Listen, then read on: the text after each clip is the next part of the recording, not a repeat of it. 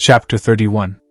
The dazzling flash that had reclaimed the snowy white expanse, capturing everyone's gaze, lasted only for a fleeting moment. As the brief instant passed, the snowfield, leaving behind only dust and a snowstorm, returned once again to its ashen state.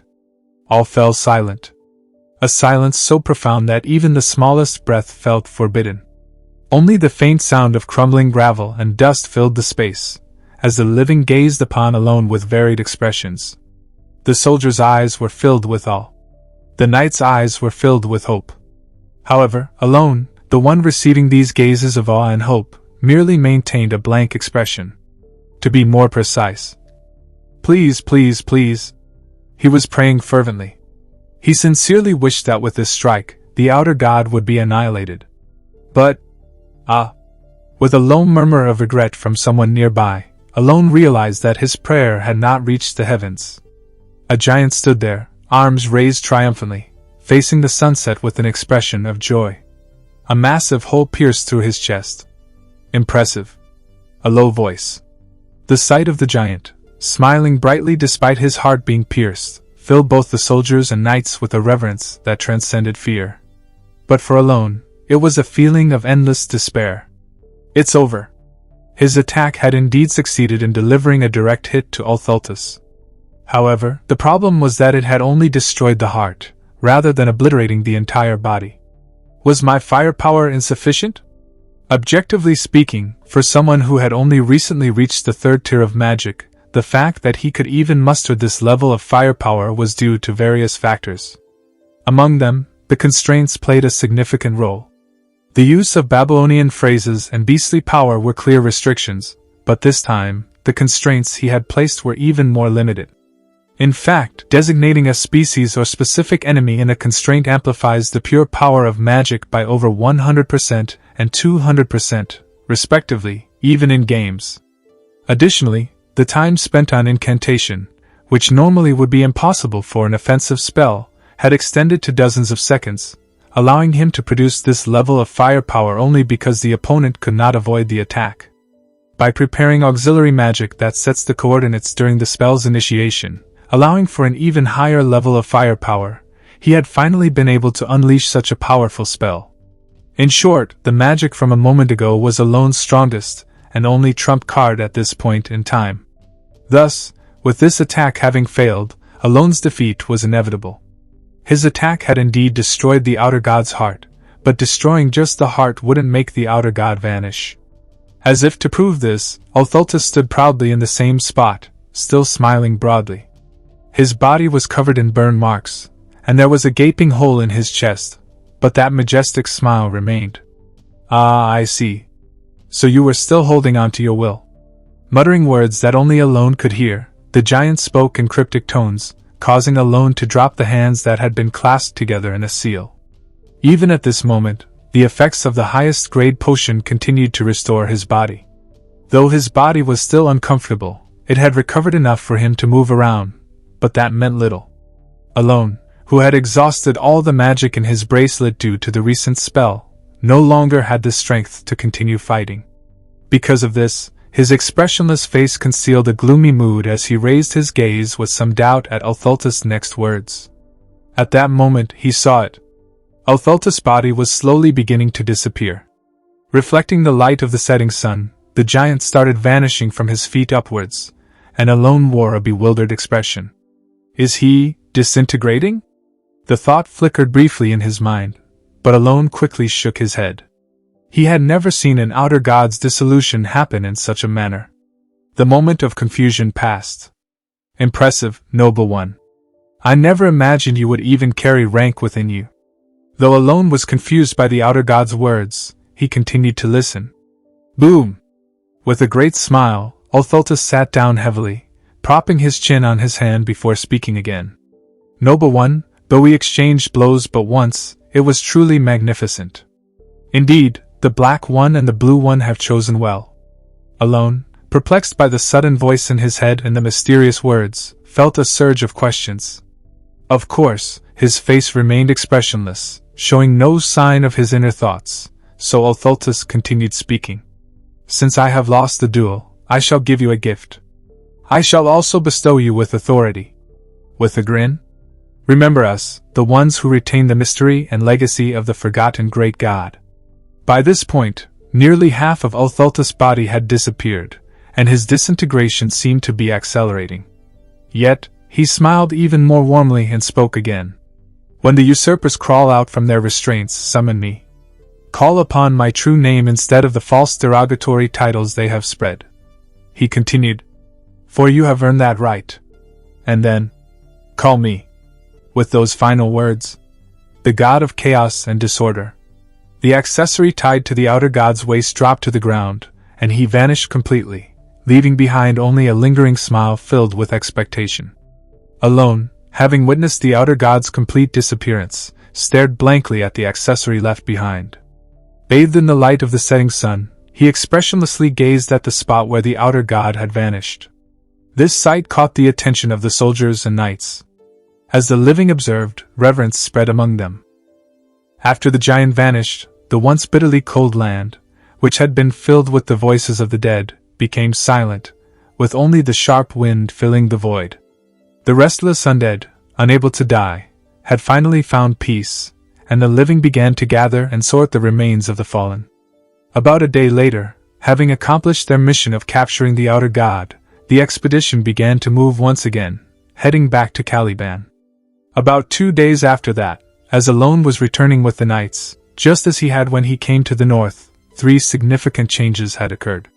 Salute! The first was that nearly every knight now saluted Alone when they looked at him. While the relationship between wizards and knights had never been particularly bad, there was still a degree of rivalry. Especially since wizards, who were more akin to scholars, differed from those who used magic purely for combat. Though their relationship had been somewhat distant, there had never been this level of mutual respect. However, despite all this, whenever Alone simply walked outside the carriage or tent, he would receive salutes from everyone around, regardless of which group the soldiers or knights belonged to. This was the first significant change that had occurred to Alone. The second. Vice Tower Master. Yes. I just have something I want to ask. Whatever it is, please ask. Penia's misunderstanding had somehow become strangely more intense. Alone, seeing her trembling like a leaf the moment he spoke to her, wore a troubled expression and spoke. I think you're misunderstanding something. I'm not misunderstanding at all. You're a second-tier mage, aren't you? Penia exaggerated, her voice shaking as her eyes trembled slightly, looking pitiful. But apart from that, Alone started to feel slightly disheartened. I'm a 3rd tier. Oh, that's right. You're a 3rd-tier mage. I must have been mistaken. Penia nodded furiously at Alone's calm, though somewhat indignant, voice. But why does the Vice Tower Master of the Blue Tower speak so respectfully to someone who's just 3rd tier? Oh, is that so? Maybe I should start speaking informally. Penia, who now spoke like a broken doll, tried to use informal speech, causing Alone to sigh. Just do whatever is comfortable for you. Understood. Thank you. Penia immediately returned to polite speech, bowing her head gratefully. As Alone received her thanks for allowing her to continue using honorifics, he felt like some kind of cruel mastermind and soon spoke. By any chance, do you know anything about the black one and the blue one? No. I don't know anything. Really? Yes, really, I know nothing at all. Penia shook her head vigorously, as if she genuinely knew nothing. If you know anything, just tell me. I really don't know. I've never seen anything black or blue. Her quick response left Alone speechless, wondering if she had even thought about it. Realizing he wouldn't get any useful information from her, he nodded. Well then, I'll be off. As she practically ran away, her mouth curved into a strange smile, as if escaping from the conversation brought her immense joy. Watching Penia run off, Alone felt oddly hurt. Along with Penia running into the distance, Alone noticed a mage watching her with reverent eyes. Alone recalled the keywords uttered by the outer god. The black one, the blue one, the sign and mystery of the forgotten great god, the rank, the air of will, and authority. The only thing Alone could deduce from this was one thing. The air of the forgotten god's sign and mystery. Is definitely something I heard when I placed the restriction through the ring, but other than that, I don't know anything. Alone absent-mindedly touched his head. In truth, there were many things he couldn't understand. While it was fortunate, he still didn't grasp why the outer god, who shouldn't have perished, had been destroyed by that attack. And that wasn't all. He couldn't comprehend what Ulthultus meant by the black one and the blue one, nor did he understand what rank referred to. If the only rank I know in this world is divine rank, but it can't be that, can it? Alone was also baffled by the true name Ulthultus had revealed. God of Chaos and Disorder. That name felt too foreign, more suited to an Eastern deity than the northern barbarian god he knew, which left him confused. Perhaps I'll understand if I go there? Alone pulled out the accessory from his robe. It was the leather ornament, with 3 amethysts arranged in a row, that had belonged to the outer god, Ulthultus. No, the God of Chaos and Disorder. In the game, this was an item obtained after defeating him, and its effect was to double the user's damage output exactly. However, when equipped, the damage received was also doubled, which led players to call it the Glass Cannon Belt. As Alone looked at the inside of the ornament, he soon saw a sentence inscribed there. To the heir of the will, head to the ancient city of Kahara. Seeing these letters, which shouldn't have existed on the belt originally, Alone easily deduced that this was the gift left behind by the outer god and began to think. Getting there won't be difficult. The ancient city of Kahara, as the name suggests, no longer exists in the current era. However, Alone had a rough idea of its location. That's because, in the game, it was one of the secret dungeons that players could enter once they arrived at the colony. So, as Alone was making his way back to the carriage while looking at the belt's inscription. Were you here? Ah, Deus. He noticed Deus, who had at some point started following him, his expression as blank as ever. Watching Deus, who appeared as unchanging as usual, Alone felt slightly uncomfortable. That's because Deus was the third major change Alone experienced after returning to Caliban. Of course, from the outside, it didn't seem like Deus had changed all that much. He seemed to carry himself with a bit more tension, but even that was barely noticeable, with no significant outward difference. Still, the reason Alone felt slightly uneasy was, Count! What is it? Shall I kill the Vice Tower Master? Why? She spoke informally to you, Count. Deus had become more aggressive in expressing his respect after that day, which made Alone uncomfortable. There's no need for that. Understood. Though it wasn't obvious, Deus appeared somewhat disappointed by Alone's response, leaving Alone with a strange expression. Well then, Count. What now? Shall I make an example out of a couple of wizards? What's wrong with you? Alone felt a wave of dizziness. Chapter 32. A little over 2 weeks had passed. Although progress was slower than expected due to the wounded soldiers, they finally arrived at Kurdum, the capital of Caliban, to be met with the citizens' enthusiastic cheers. Wherever he looked, Alone saw people with bright expressions, proudly cheering.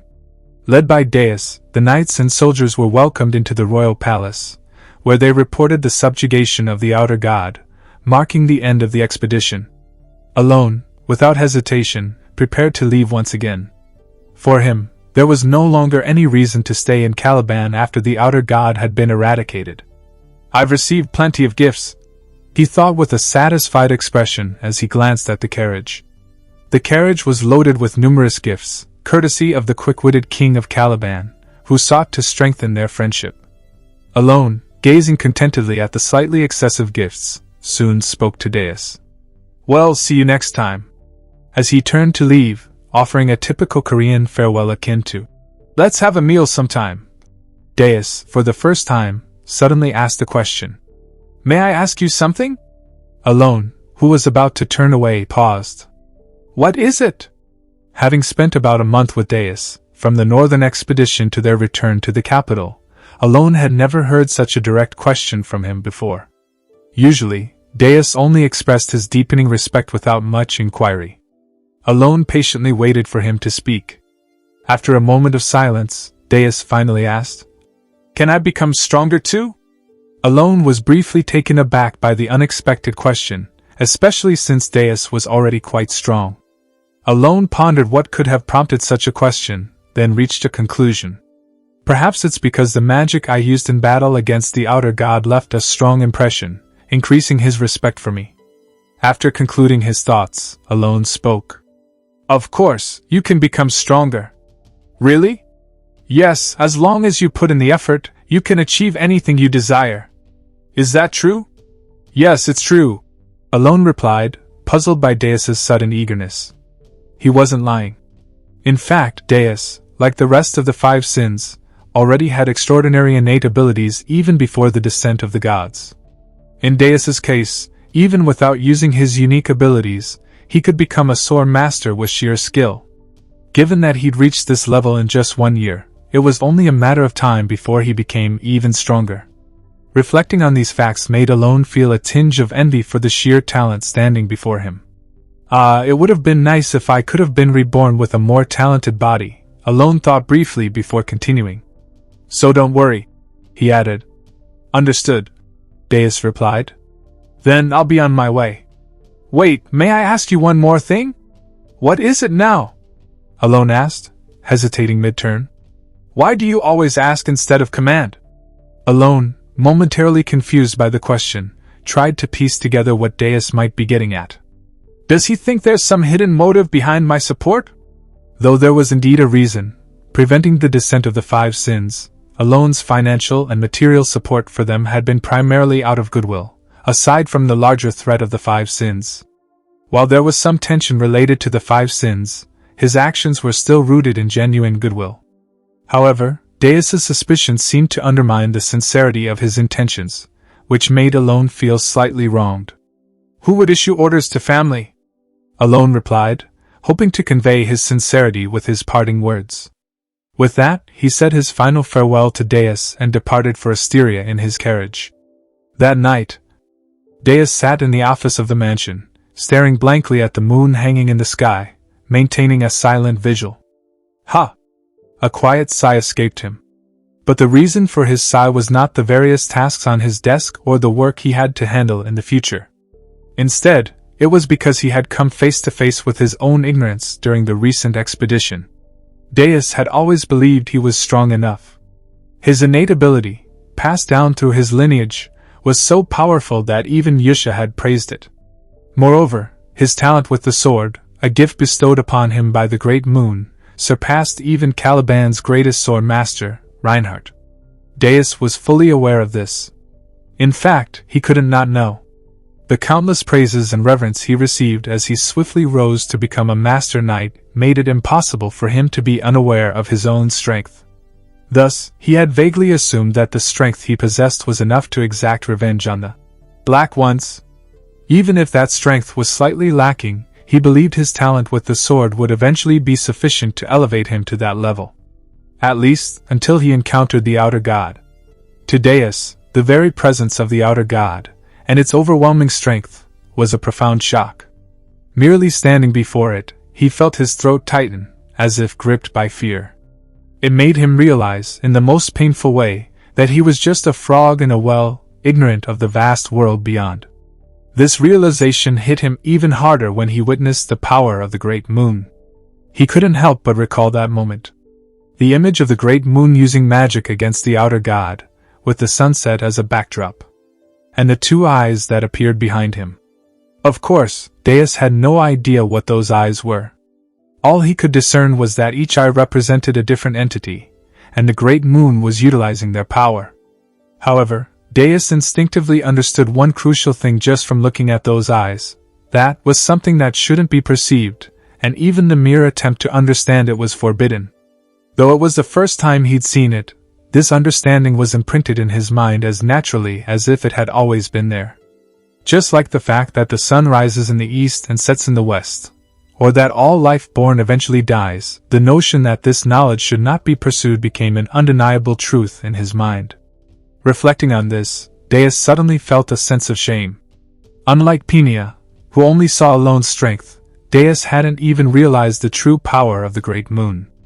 In fact, Deus had thought the Great Moon was weak. In his eyes, the only thing he could sense from the Great Moon was a faint amount of magic power. But that was merely Deus's ignorance.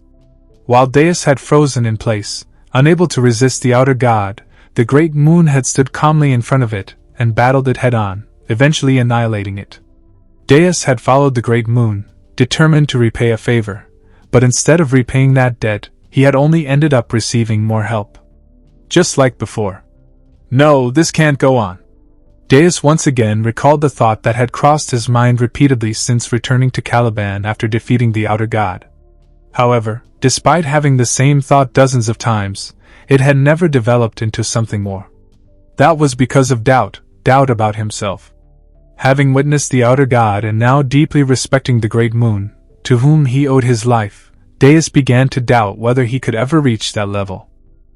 Despite knowing that his talent was exceptional, the overwhelming power displayed by the outer god and the great moon crushed any confidence he had in his abilities. And so, until today, Deus had been trapped in a cycle of self-doubt, repeatedly asking himself the same question without arriving at an answer.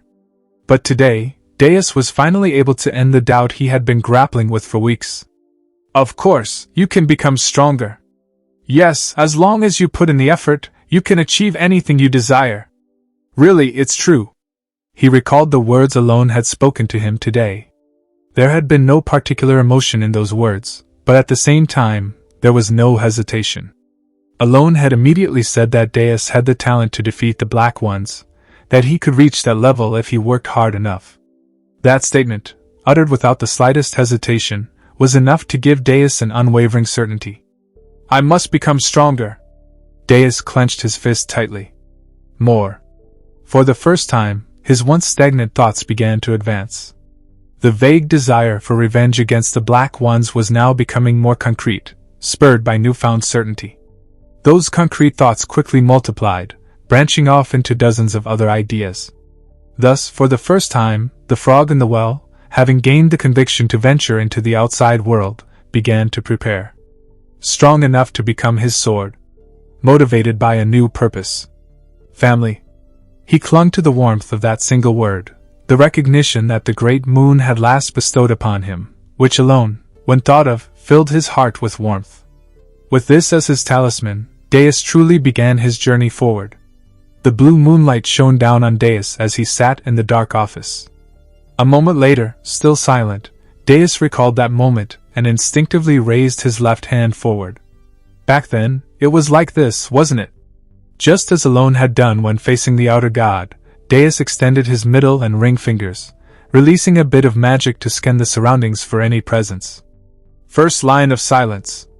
He quietly muttered the words in the empty room, his left hand twitching slightly. Of course, nothing happened. But even though he was alone in the room, mimicking Alone's actions, Deus couldn't help but feel a mixture of slight embarrassment and satisfaction. He adjusted his posture once again, thinking briefly to himself, it would have been nice to have as much talent in magic as he does. At that moment, My lord. Yes? I've noticed you seem to really enjoy sweet potatoes from time to time. They're delicious. Alone responded to Evan's comment while roasting sweet potatoes by the fire. Indeed, the sweet potatoes were truly delicious. It was late at night, about a month later, when Alone finally arrived at Count Palacio's estate. That was exhausting. It had been about 3 months since his last return, and Alone couldn't help but mutter a brief reflection. Truth be told, nothing significant had occurred since he left Caliban. The only thing that had been mildly annoying was Evan's unceasing curiosity about Alone's powers, resulting in near-daily questions. Beyond that, the only notable development was the growing rumor among the kingdoms that Count Palacio had played a major role in capturing the outer god in Caliban. Having concluded his long journey, Alone was ready to rest. Although his return to the Count's estate from Caliban had occupied most of his focus, there were now several matters he needed to investigate. He had to visit Colony and figure out more about the Black Ones and the Blue Ones, and he needed to understand why the outer god had appeared and why Ultultus possessed a true name. In other words, he had plenty of work ahead of him. But despite that, Alone chose to rest. After all, from the beginning, his goal had always been to enjoy a leisurely life as a noble. While his study of magic was enjoyable, its primary purpose was self-preservation rather than achieving something grand. In short, all of this effort was ultimately to ensure a peaceful life, and from Alone's perspective, it was only fitting to reward himself with some rest after the hardships he had endured. With that in mind, Alone planned to do nothing for about a week once he returned to the Count's estate. But first, he sat down in the office to quickly take care of the piled-up tasks in a single day. As he opened the letters from Yusha that he had yet to read, Alone suddenly froze. "What?" he muttered in a daze. And for good reason. "Evan." "Yes? How high of a rank is a cardinal in Rosario?" "A cardinal? Well, technically, they're just below the Pope or the Holy Saint. Why?" "Yusha has become a cardinal." "What?" Inside the letter was the shocking news that Yusha had become a cardinal of the Holy Kingdom of Rosario. Chapter 33. On the early morning when Alone received the letter that Yusha had become a cardinal, the regular meeting of the Blue Moon began. The Blue Moon meetings usually occur every 6 months. Given the distance between them, they mostly communicate through a crystal orb rather than meeting in person. However, even though the meetings were held every 6 months, they didn't last long. The meetings, conducted through the crystal orb made by Ryan, rarely lasted more than 10 minutes. Most of the time was taken up by Yusha, who led the discussions, or Seorang, who interjected with her innocent remarks. In short, apart from these two, the other members would only say yes, or no, or give brief opinions when necessary. Otherwise, they wouldn't speak at all. Of course, Raiden or Ryan would occasionally exchange trivial everyday stories, but Deus mostly remained silent during the meetings. This was not only because Deus had nothing to say, but also because he was naturally a quiet person. Thus, no one expected it. When Seorang innocently remarked, "Oh, I heard a rumor that the Great Moon has left. How was it to see him in person?" None of them anticipated that this would extend their usual 10-minute meeting to over 30 minutes. Up to that point, the 5 great sins attending the meeting were quite intrigued. Not because Deus was delivering a praise-filled speech about the Great Moon, but because they were surprised that Deus could even speak that much. However, the Great Moon stood before the otherworldly entity, Althaltus. When everyone was consumed by despair and fear, and even the Vice Tower Master of the Blue Tower was blinded by terror, the Great Moon nonchalantly stepped forward and challenged the entity to a duel. Thinking back, it seemed like the Great Moon had been preparing magic since then. But that's not the important part. The moment when the entity faced the Great Moon. As Deus's speech surpassed the 30-minute mark, and almost an hour had passed, the others started feeling a growing sense of bewilderment. No one had imagined that this story could go on for so long. Now that I think about it, when the Great Moon departed. Wait, you're getting off track. Ryan tried to interrupt Deus, but... Just listen to this part. I'm telling a story about the Great Moon, aren't I? So, where was I? Ah, yes, with Althaltus. Deus, completely absorbed in the story of the Great Moon, rewound the narrative to an earlier point, continuing his long speech. Ryan and Seorang, both pleading with their eyes and magic through the vision, glanced at Yusha, hoping she would intervene, since she was the only one capable of stopping Deus. However, indeed, the Great Moon is truly exceptional. Yusha, rather than stopping him, seemed completely taken with the story herself, nodding and smiling with admiration. Realizing this, the others understood that the story would not be ending anytime soon. As expected, Deus's speech finally ended, an additional hour and 30 minutes later. At that moment, Ryan, Raiden, and Seorang engraved in their minds the lesson that they should never ask Deus about the Great Moon again. And with that, the meeting came to an end. It was late into the dawn. The next day. Count, it seems that Yusha really has become a cardinal. Really? Yes, the Information Guild has also confirmed that Yusha is now one of the 8 cardinals of the Holy Kingdom of Rosario. Hearing Evan's voice, Alone murmured to himself, a flood of question marks swirling in his head. Evan. Yes, my lord? Being a cardinal is a very high position in the Holy Kingdom, isn't it? That's right. As I mentioned before, cardinals are ranked just below the Pope. And they also have the authority to declare an outcall, which is quite significant. An outcall. To put it simply, they have the legal right to declare a holy war. Of course, there are some conditions that need to be met. At Evan's words, Alone let out a small gasp and, after a moment of silence, spoke again. Evan. Yes, my lord? Is it possible to become a cardinal that easily? Are you seriously asking that? Looking at Alone with an expression that clearly questioned what kind of absurd question this was, Evan replied. I was just wondering, that's all. Of course, it's not something that comes easily. Aside from saints chosen directly by God, there are only 8 cardinals in the entire Holy Kingdom. Do you really think it would be easy? Alone nodded but tilted his head slightly in confusion. How on earth did she manage it?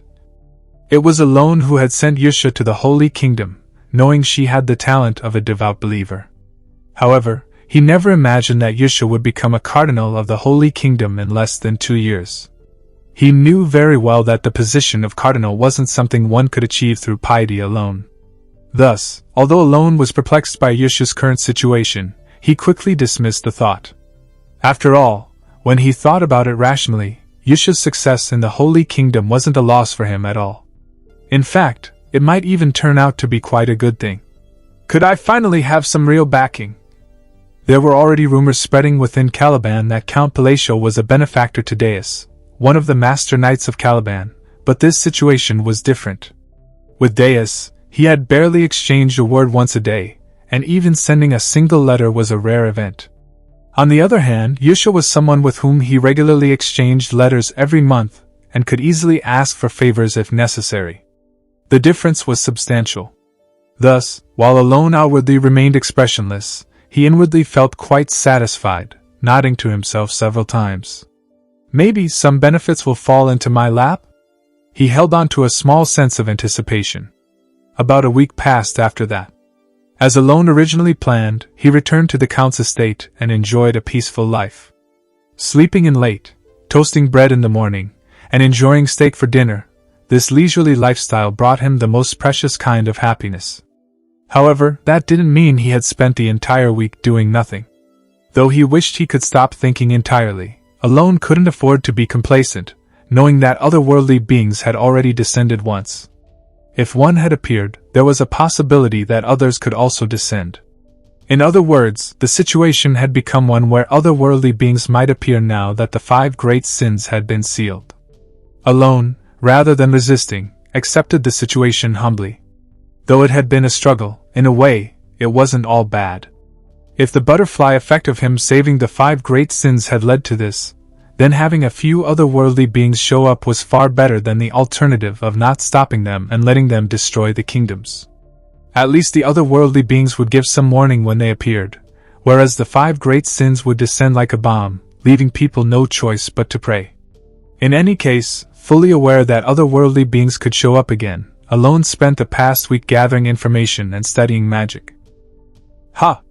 Alone let out a long sigh as he looked down at the ground. Unlike the solid parts of the training field, there was sticky mud dirtying his shoes. Did I finally succeed? Just as Alone realized that the magic he had been researching since returning from Caliban had finally worked. Count, It's oddly cold in here, isn't it? Hearing Evan's bewildered voice as he entered the training field, Alone naturally turned his gaze toward him and spoke. Did you return? Yes. Did you find anything? Any useful information? Alone asked with a hint of expectation, hoping for some answers about Altholtus, the black and blue ones, or any other information. Nothing at all. Yes. They said they don't know anything about strange powers, the black or the blue ones. Hearing Evan's response, Alone clicked his tongue in disappointment and thought to himself. Looks like I'll need to go to Colony for information. Recalling what was written on the artifact, Alone considered. Normally, it was more his style to search for clues on his own rather than ask the Information Guild. However, he hadn't moved because the location of the old god's city, Kahara, still hadn't been revealed at this point. I didn't consider this since you could always access it in the game after going to Colony. Clicking his tongue again in frustration, Alone shrugged his shoulders. If his faint memory of playing Psychedelia was correct, the location of Kahara would likely be discovered soon. If the lore is right, it should be this year, since it was discovered 3 years before the protagonist left the village. Recalling that this year was 3 years before the start of the original story, Alone concluded that he had no choice but to wait until then and nodded. Understood. I'll tell them to keep looking, just in case. Watching Alone nod briefly, Evan suddenly exclaimed, by the way, my lord.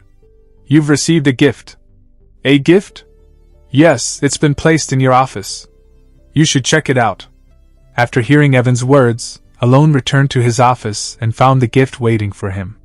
Upon checking its contents, Alone couldn't help but let out a small exclamation. Oh! Without meaning to, he voiced his admiration.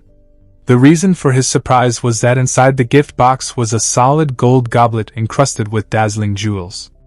If I sold just this one, I could easily buy a mansion or two, Evan muttered in shock, staring at the goblet. Alone, still processing the surprise, checked the name of the sender on the wrapping. The recipient's name was written in large, unmistakable letters. Baron Pirima. Why would he send this to me? Naturally, Alone didn't know who Baron Pirima was, so he tilted his head in confusion. However, perhaps the rumors have finally spread? Evan suggested. Rumors? Yes. After all, the rumor that you're the benefactor of Deus, one of the Master Knights of Caliban, has been circulating for a while. A gift this grand just for a connection? Alone asked, bewildered. But shortly after, he realized the truth. It's true. Upon checking the letter that came with the gift, Alone mumbled in surprise. The letter contained a brief introduction from Baron Pirima and flattering words praising Alone as Deus's benefactor. The Master Knights are quite famous, but to this extent. Alone still wore a perplexed expression. Sure, in the game, the Master Knights were always celebrated no matter where they appeared, but... Recalling a scene from the game where he had briefly traveled with Reinhardt, one of the Master Knights of Caliban, during a quest, Alone thought to himself. Well, I suppose there could be a few people like this. With that thought in mind, and feeling quite satisfied, he nodded as he took the golden goblet. While the Count's estate wasn't in financial trouble, the more wealth, the better. Alone had plenty of experiences in his past life where the amount of money you had could significantly impact the quality of your life. I'll keep this as a secret stash. Though Alone remained expressionless on the outside, inside he was smiling with satisfaction as he gazed at the golden goblet. And the next day, My lord, Evan called out. What is it? Another gift has arrived, and this time, there are two of them. Two? Once again, Alone received gifts from a noble he didn't know. This time, two rare artifacts, both just as valuable as the golden goblet he received the previous day. Wow, these artifacts come from the deep levels of the labyrinth. They must be incredibly expensive, Evan said in amazement, admiring the artifacts in Alone's hands. Though Alone appeared expressionless, internally, he was beaming. Is this networking? As he looked at the letter praising both Deus and himself as Deus's benefactor, Alone smiled with satisfaction while gazing at the artifacts. With the wealth accumulated from these gifts, Alone realized that he could further elevate his already prosperous lifestyle in no time. The bitter memory of Deus not contacting him in the past was long forgotten. Deus, you're quite the dutiful one, aren't you? In Alone's mind, Deus had now become a model of filial piety. My lord, with all these gifts, we could even replace your carriage with a magic-engineered one. You'll need it for the upcoming Grand Council tournament in a few months, right? Evan suggested. That might not be a bad idea, Alone replied, smiling contentedly while holding the artifact. However, that was only temporary. The next day. My lord, another gift has arrived! Oh. The day after that. A gift, my lord! Oh. 3 days later. My lord, a gift has arrived! Another week later. My lord, yet another gift! And then, exactly 1 month later. My lord, another gift has arrived! Alone began to feel that something strange was going on. Chapter 34. In the northern lands, where the harsh, cold, and grey earth stretch endlessly, lies the place where a battle was recently fought between an outer god and the Count of Asteria. Now, it has become a field of countless graves, the final resting place of those the expedition couldn't retrieve. Clunk. Clad in a black sacred robe, with ominous black accessories jangling at his waist and hands.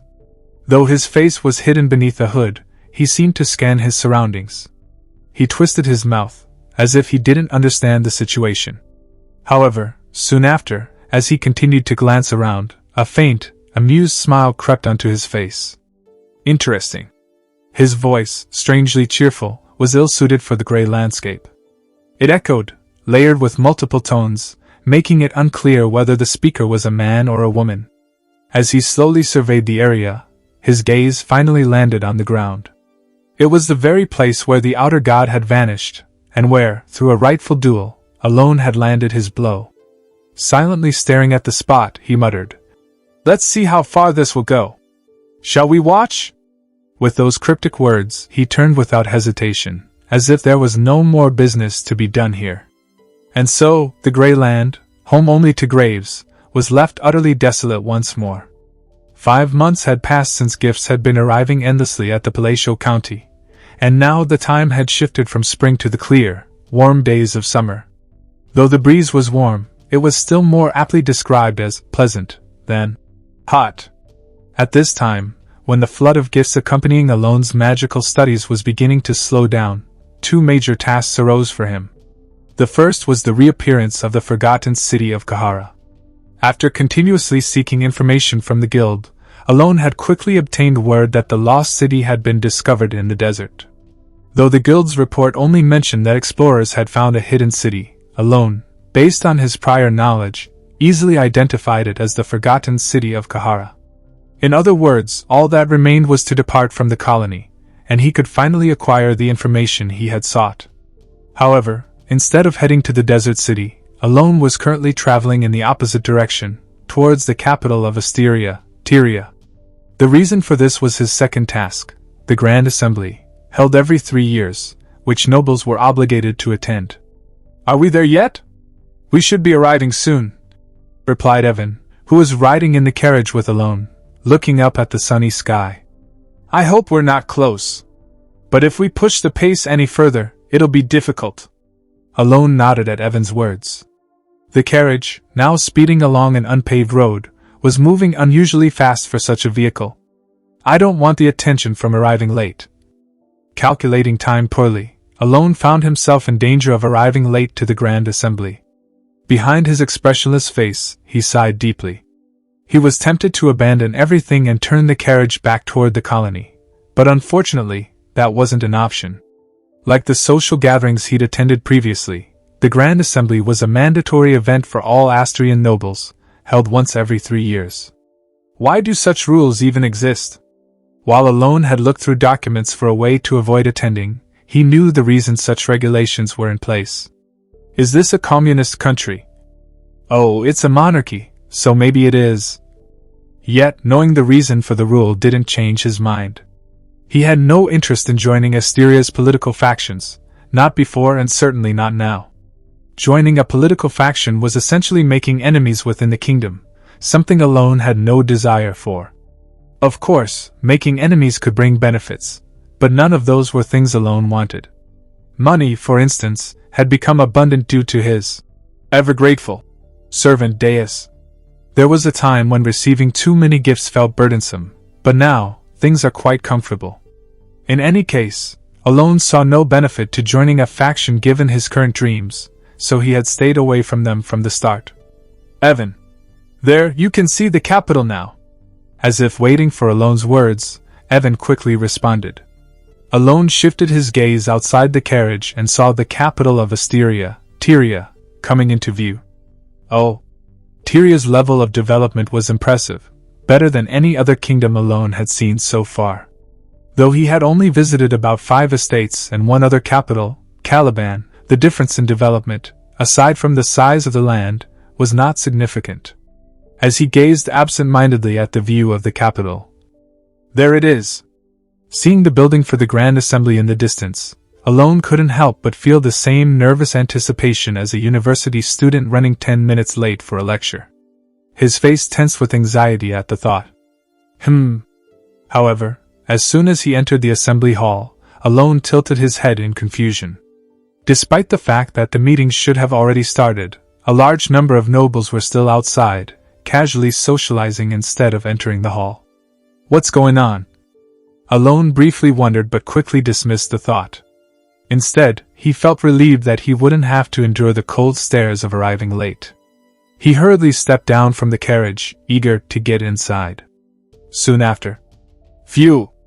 Evan, who had driven the carriage to the assembly in such a tight time frame, sighed with relief as he watched Alone.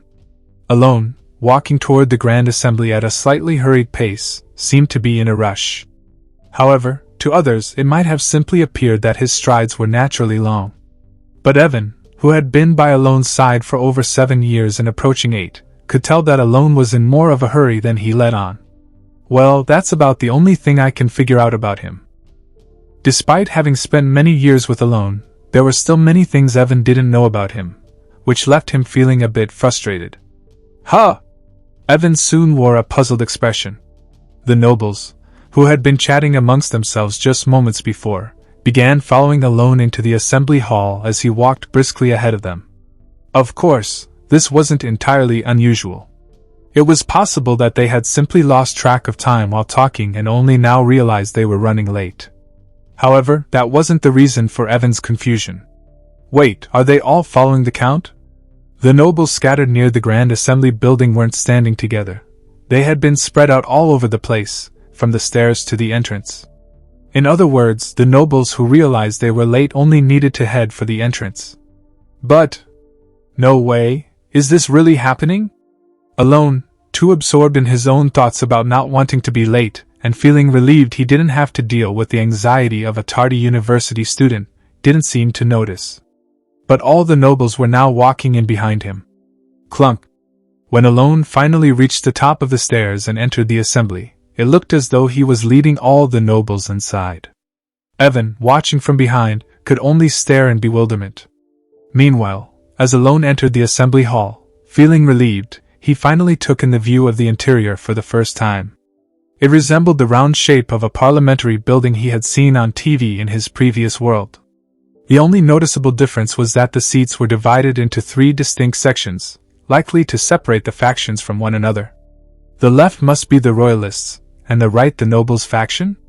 Alone glanced at the nobles seated on the left and right sides, before noticing the numerous empty seats in the middle. It seems like this is where the unaffiliated nobles sit, but are there really this many unaffiliated nobles?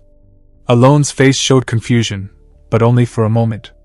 Realizing that eyes were gradually turning towards him, he instinctively moved to sit in the furthest seat at the back. However, as he turned his head in response to the gazes he felt from behind, he was startled. For there, staring directly at him, were the nobles. They were all looking at him with expressions that seemed to ask, "What are you doing right now? Wait, weren't all of you just outside?" With a bewildered expression, Alone started to move forward, intending to sit in a seat somewhere in the middle. Seeing the nobles still wearing those expressions of "What exactly are you doing?" Alone finally realized why the nobles had been waiting outside the assembly hall despite the passage of time. Could it be because they didn't want to sit at the front? It was an almost ridiculous thought, something that had made sense back when he was a university student. Never having attended a grand assembly like this, either in the game or in real life, Alone had no choice but to sit at the point of the triangular seating arrangement, the spot clearly meant for the leader of a faction. As soon as Alone sat down, the sound of nobles following suit filled the hall, confirming his suspicion. I can see why they wouldn't want to sit here. Alone subtly glanced to the sides, looking at the 2 faction leaders who were also seated at the points of the triangle, just like him. On one side was Duke Limgrave, leader of the Royalist faction, and on the other side was Marquis Filbert, leader of the Noble faction. They could be described as a gracefully aging middle-aged man and a middle-aged man weathered by the storms of life, but the aura they exuded was formidable. Of course, it wasn't magical energy. Rather, it was the gravitas of people who had led their factions for a long time, having faced countless trials. They're staring a lot. Just as Alone was coming to understand why the nobles avoided sitting at the front, the man in the center, who looked more like a clergyman than a noble, glanced at Alone and the other faction leaders and began to speak. Let us now commence the Grand Assembly. I hope this ends quickly, Alone thought to himself as he turned his head. In doing so, he spotted Duke Altia seated behind him. She had been seated directly behind Alone, and unlike the last time he had seen her, she now radiated an aura of mystery and intrigue. And before we begin the assembly, we would like to announce that the newly established faction, Kalfa, will now have voting rights in Asteria's Grand Assembly. It was one of those rumors that Alone had pushed to the back of his mind, convinced it was something that wouldn't matter in the long run. But now, he remembered, it was the day the faction of Lady Zenonia and Duke Altia was officially launching.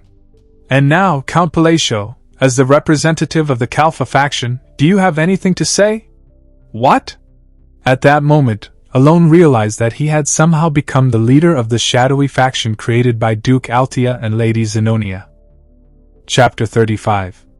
In the vast territory of Maltion, located south of the kingdom of Ashkelon, two men sat in the underground of a massive mansion. One of them was Carmine, the third son of Duke Camelin, the owner of this mansion.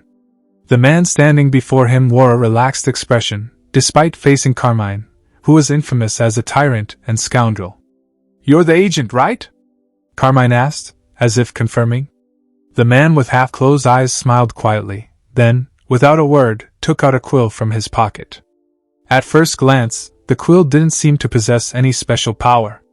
However, soon a hum was heard, and the tip of the quill revealed an aura blade. With a light smile, the man raised his arm above his head, releasing the aura, and drew a line in the air. Despite being drawn in empty space, a dark line clearly lingered where the quill had passed. Carmine, watching this, soon realized that the line was seeping into the air, like ink bleeding through water. At the moment the black ink in the air disappeared, a sharp splatter echoed. Chwak! Blood burst out in the previously empty basement, and bodies, which had not been visible before, collapsed to the floor, their blood blossoming on the ground. There were 9 corpses in total.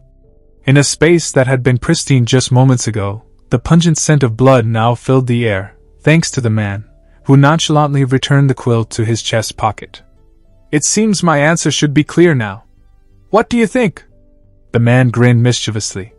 Carmine, who had momentarily appeared dazed, suddenly smiled grimly. "Indeed. A sword master with such a unique ability. As expected, you're one of the agents. Your level is on another plane." Though his subordinates had been slaughtered in a single strike, Carmine showed no concern, instead expressing admiration. "Thank you for the compliment," the agent responded with a smile. Satisfied, Carmine nodded. "As I thought, this is the right answer." The agents. They were assassins operating out of the United Kingdoms. While their exact numbers were unknown, Carmine was certain that each member of the agents possessed enough skill to be considered at the level of a sword master. Their service fees were exorbitant, and they were selective in accepting contracts, but once a job was taken, it had never failed. "Now let's get straight to the point," said the agent. Without hesitation, Carmine responded.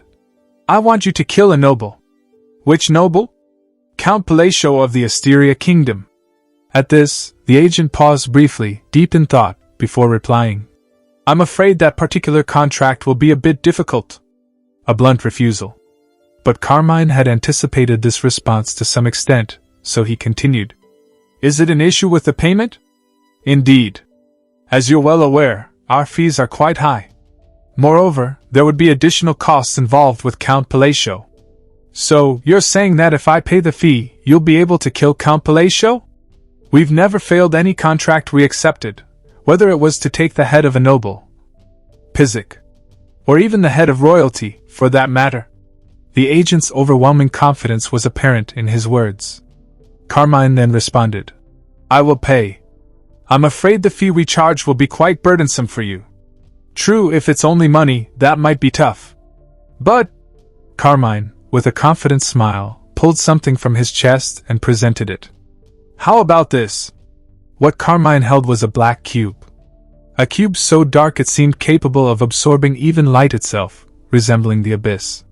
Interest flickered in the agent's eyes as he observed it. It's not abyssal jade, but an abyssal core." "Yes," Carmine confirmed with a nod. The agent silently stared at the item for a moment. Greed briefly flashed in his eyes, but after a moment of contemplation, he shook his head as if the answer was clear. It's certainly tempting, But even an abyssal core alone? The agent spoke as if genuinely disappointed. However, what if it were 3 abyssal cores? At Carmine's following words, the agent fell silent. And then, "Are you sure?" "Of course." "Heh." With a faint chuckle, the agent said, "I'll complete the job as quickly as possible and return." With that, he vanished from the spot as if he had simply disappeared, leaving only the sharp scent of blood lingering in the air. Left alone, Carmine finally smiled broadly. At last! 5 months ago, after failing to exact revenge through Villians, Carmine had tirelessly sought ways to exact his revenge, though he had repeatedly failed. Rumors had spread that Deus Macallion, one of the master knights of Caliban, was deeply connected with Count Palacio. And the more the revenge was delayed, the more Carmine's hatred for Alone grew, almost like an obsession. It was no longer a rational emotion but an irrational and intense loathing. Because of that excessive hatred, he had consumed far more abyssal cores than necessary, leaving himself in a precarious position with his father. Yet, despite that, Carmine was still smiling wickedly. "Did you really think you could ignore me and live comfortably? That will never happen, not ever." His twisted inferiority complex and misery had turned into hatred, now directed toward Alone. For some reason, a sentence that felt like it belonged in the title of a web novel from another world passed through his mind. "I accidentally became the leader of a group formed by a shadowy alliance. Do you have anything to say?" Unaware of Alone's complicated feelings, the moderator asked another question. Alone, however, wanted to ask back. "What? Me? The leader of a group created by a shadowy alliance? It seems you have nothing to add, so we will move on." Before Alone could voice his confusion, the moderator smoothly continued, leaving the words stuck in his throat. Alone, desperately trying to understand the situation, shifted his gaze and looked toward Duke Altia. Nod. Unlike the young days he remembered, Duke Altia now exuded the aura of a shadowy figure, nodding confidently. Likewise, Lady Zenonia, now officially Countess Zenonia, who had held her succession ceremony after her father's death a few months ago, was also smiling beside him. Is this some kind of prank? The thought crossed Alone's mind, but he knew very well that this wasn't just a prank. As he continued to piece together the confusion, he finally understood the situation. He realized why the nobles had looked puzzled when he had sat down earlier, and why the 2 men sitting across from him, who had clearly been through many battles, were watching him with intense wariness. With this new understanding, Alone realized once again that he had truly become the leader of a shadow faction. Feeling a sudden dizziness, Alone instinctively held his head and tightly closed his eyes. About 2 hours later, the Grand Council meeting ended. Although a lot of discussions had taken place, Alone couldn't recall a single thing from the meeting. For Alone, the reason he had somehow become the leader of the Kalfa faction was far more important than the nobles' contradictory arguments. For 2 hours he struggled with this unsolvable riddle, and just as the meeting was coming to a close, a hypothesis dawned on him. Could it be that I'm just a puppet figurehead? It was the worst conclusion for him, but also highly plausible. However, after the Grand Council meeting ended, Alone found himself, as if entranced, being led to the banquet celebrating the birth of the Kalfa faction. And as the banquet began, and he had a 3-way conversation with Countess Zenonia and Duke Altia, Alone quickly realized that his hypothesis was wrong. However, how about this? I think it's perfect now. From Alone's perspective, the situation was becoming more perplexing with every passing moment. At the words of Lady Zenonia, now Countess Zenonia, Alone couldn't easily bring himself to respond. To be precise, he couldn't respond. He had no idea what Countess Zenonia meant, or what she was trying to say. It seems like it's been crafted just the way Count Palacio wanted. Alone felt as though he could throw dozens of question marks into the air after hearing Duke Altia's remark, as if to ask, "Me? What are you talking about?" Of course, he still managed to maintain a stoic expression on the outside. Alone glanced between Duke Altia and Countess Zenonia. Their eyes were filled with a small sense of expectation, as if they were waiting for him to speak. Seeing their expressions, Alone began seriously wondering if he might have a split personality. He wasn't particularly close with either Duke Altea or Countess Zenobia. In fact, he had only met Duke Altea a few years ago, and all they exchanged were a few words. Even those few words weren't anything pleasant, as it was a negative conversation about rejecting Loria's plea for help at the time. Likewise, Alone wasn't particularly familiar with Countess Zenobia either. They had only met twice before, and during their second meeting, Alone had even issued an order to expel her from his manor. Realizing that he had been silent for too long, Alone finally opened his mouth to speak. "I see." In truth, he wanted to ask what in the world was going on, but Alone was perceptive enough to read the situation. It was clear that these two believed he had intentionally formed this faction. Asking what is going on here would likely only make things worse.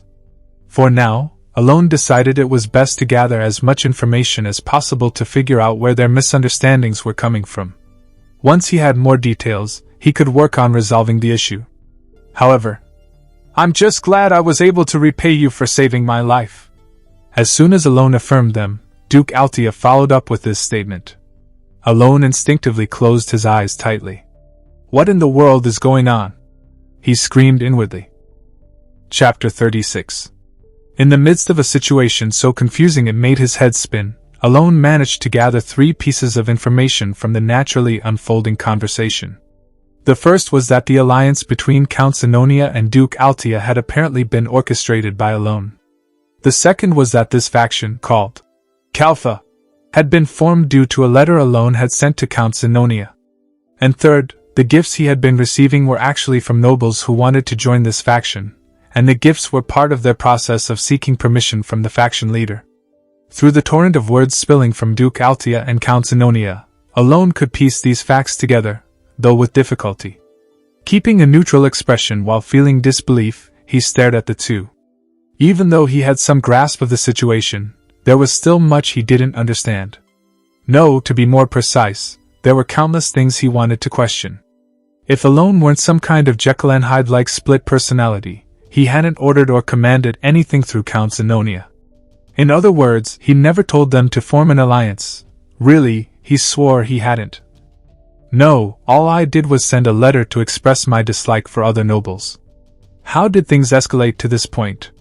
Alone's head spun as he looked at the two, trying to grasp what was going on.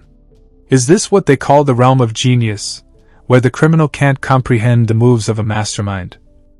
Alone recalled a video from the previous world, which said that ordinary people take words at face value, while geniuses hear multiple layers of meaning in a single phrase. With a slightly complex gaze, he looked at the two again. Now that he thought about it, Deus wasn't the one responsible after all. He recalled the countless gifts that had been pouring in for months. Alone had indeed found it odd. No matter how influential Deus might be, he didn't think his fame was so great that other nobles would send expensive gifts to forge connections. It was only now that he realized that the letters he received were filled with praises, not for Deus, but for Alone himself. This isn't easy. Alone kept silent, realizing that through a series of coincidences, he had unknowingly helped form the faction himself. By the time he pieced together the facts, his instincts told him there was no jumping off the Kalfa train anymore.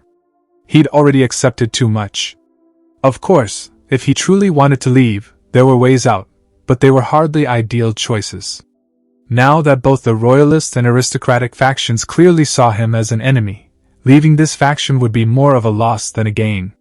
To be honest, if the losses were bearable, he would have pressed the escape button without hesitation.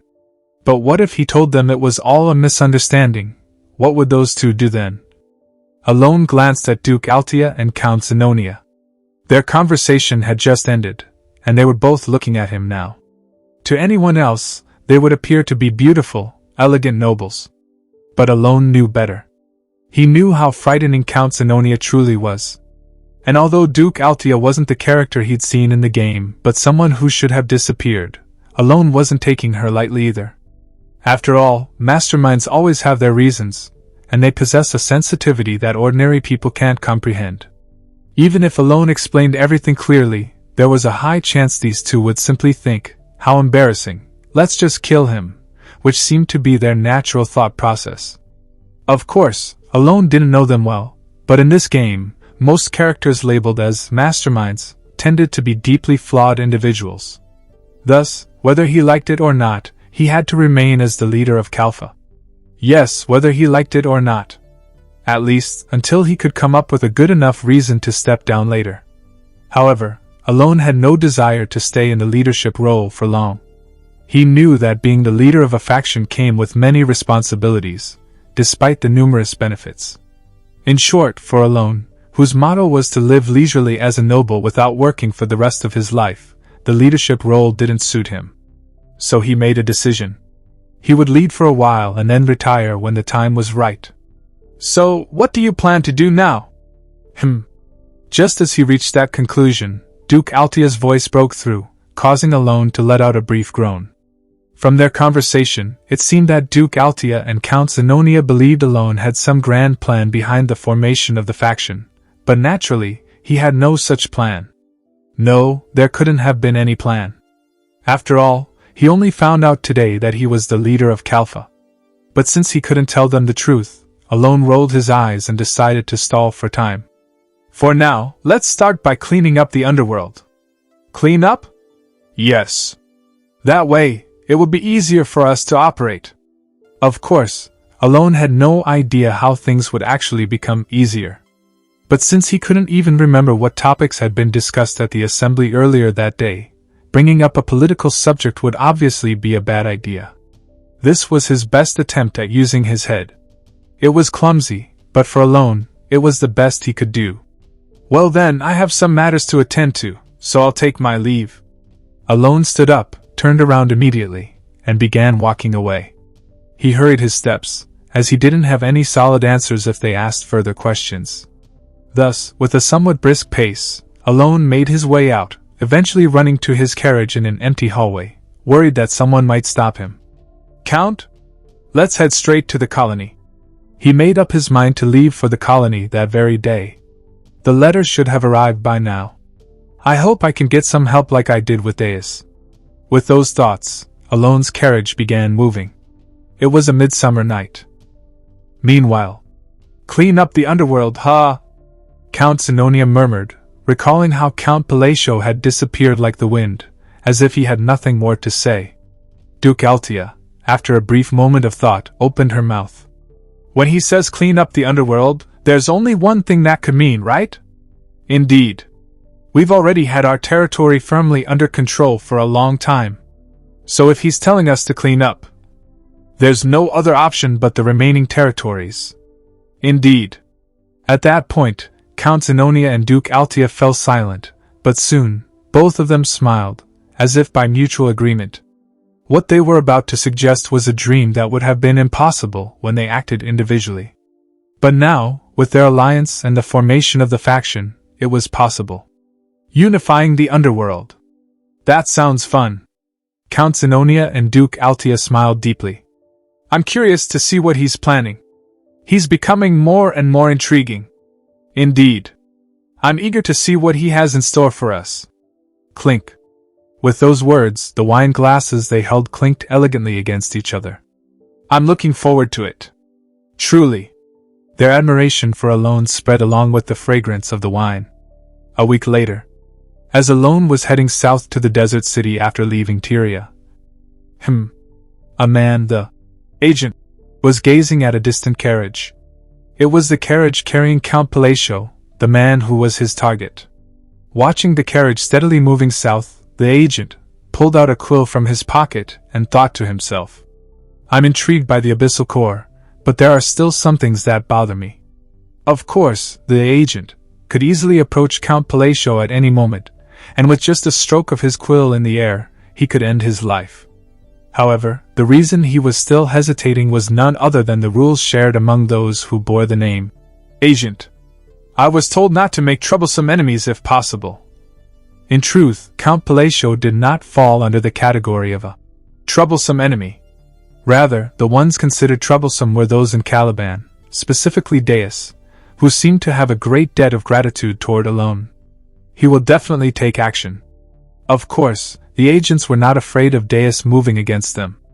Each of them was as skilled as a sword master, and they were confident that they could kill even the sword of Caliban if they desired. However, regardless of skill, it was always best to avoid creating unnecessary bad blood with those who wielded significant power in the public eye, as it could lead to unwanted complications. Even if a considerable sum of money was involved as payment, the same rule applied. Still, the reason the agent accepted Carmine's request was because the reward he offered was too tempting to pass up. 3 abyssal cores. The abyssal core. It was a special item secretly distributed in the underworld by Duke Camelin. When absorbed through a specific process, it granted the user extraordinary powers. It was something money couldn't buy. This was because, unlike the abyssal gems, which enhanced physical abilities, Duke Camelin rarely circulated abyssal cores. Thus, abyssal cores were sold for exorbitant prices on the black market. However, the agent didn't take the job just to sell them. How powerful would I become if I used it? The agent's lips twisted into a characteristic sinister smile, thrilled at the mere thought. Quickly shaking off those idle thoughts, the agent focused on the fast-approaching carriage. He picked up his quill. And then, "Sorry, but it's just business." With a quiet mutter, the agent's hand began to draw a horizontal stroke with the quill. The agent suddenly noticed something. His right hand, which had just been holding the quill and emitting black ink into the air, was gone. For a moment, the agent wore an expression of confusion, unable to comprehend the situation. But soon, as unbearable pains surged through him, he tried to scream. "Guh!" Before he could, an even sharper pain hit him, and his body, which had been floating in the air just moments before, was hurled into the forest. The next thing he saw as he slammed into a tree, clutching his severed right arm, was a boy with black hair and blue eyes. He looked young, not even an adult yet, with a youthful appearance. The agent quickly deduced that the person who had cut off his hand was none other than the boy standing before him, and he tried to speak. But he realized that his mouth wouldn't open, as if it had been forcibly sealed by something. How unfortunate! The boy, still wearing a bright smile, spoke in a voice that didn't match the situation, cheerful and lively. And then, as the agent stared at the boy's face, crack! His neck twisted to full turns, and he met his death. The agent died with a bewildered expression, as if he hadn't realized how he had died. The boy, who had been watching him, turned around. "If only your target wasn't the Count! No, if only it wasn't him, you wouldn't have died by my hand!" With that, the boy disappeared, leaving only the agent's corpse behind in the forest. A corpse with its neck twisted twice. Chapter 37. 2 weeks and 3 days had passed since Alone left Iria, the capital of the Kingdom of Asteria. He was currently crossing the southern desert, a necessary passage before reaching Colony. Phew! Alone glanced at the scorching sun, feeling as if just breathing in and out was enough to sear his lungs. "It's filthy hot." At Evan's voice, who was blankly staring at the sky, Alone nodded in agreement, albeit with difficulty. No matter how well made the carriage was, it couldn't block out the heat. "If only I had an ice crystal stone." Evan was lamenting about an artifact so expensive that even purchasing one required the cost of several mansions. His tongue hung out like a dog's, which looked quite ridiculous, but Alone couldn't bring himself to laugh. The desert was, quite frankly, unbelievably scorching. "I should have already arrived by now. If only I'd moved a little faster." With a soft sigh, thoughts flickered through Alone's mind. In reality, Alone had arrived at the edge of the desert just over a week after heading toward Colony. If he had entered the desert immediately back then, he could have already reached Colony. But there were 2 reasons why Alone had been lingering in the desert. One was because he made a brief stop in another territory to prepare a gift for the Seorang in Colony. "Even if it's our first meeting, and they don't help, I should at least bring a gift." As a result, even though he should have already arrived in Colony, Alone was now still traversing the desert under the scorching sun. In retrospect, it didn't matter whether he left early or late, as the distance to cross the desert was the same. But as he felt the burning sun, Alone couldn't help but feel somewhat unfair. Phew! How much time had passed since those unreasonable thoughts stirred in him? "We're camping here!" Just as the blazing sun began to sink and turn into a sunset, Alone heard a voice from outside and stepped out of the carriage. What he saw was a line of dozens of carriages on the dimming ground, each with a small lantern hanging from it. This was the second reason Alone had delayed his departure. "I've been seeing this for 5 days straight, but it still gives a sense of security the more I see it." At Evan's remark, Alone nodded. He had been traveling with a caravan to cross the desert. He knew far too well that crossing such a vast desert alone was a terrible idea. "By the way, Count," while watching the merchants starting to set up camp as per the caravan leader's command, Evan spoke up. "What is it? Are you not going to practice magic?" Though trying to act indifferent, Evan couldn't hide the hint of anticipation in his expression. Alone, who was momentarily puzzled, soon realized what Evan was getting at and replied, "I plan to, but it will be different from the magic I've been studying so far." "Ah." Evan looked a little disappointed, but Alone had no intention of giving in. After months of research, he had mastered his current magic to the point that practicing it now was meaningless. "Can't you practice just once?" "No." "Ugh." Evan sighed in regret at Alone's firm refusal. But his disappointment was short-lived. "Whoa, that's just completely flat. You'd think it was a bug?"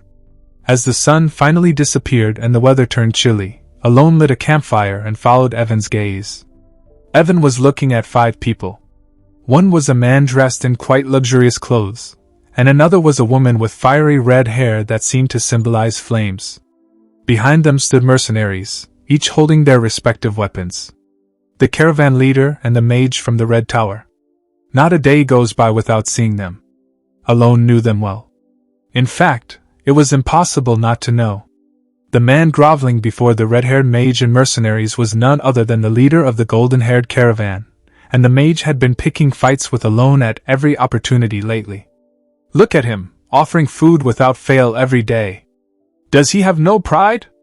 Evan shook his head, watching the caravan leader diligently rub his hands together and present high-quality wine and food once again. However, both Evan and Alone understood why the caravan leader was acting so submissive toward the mage.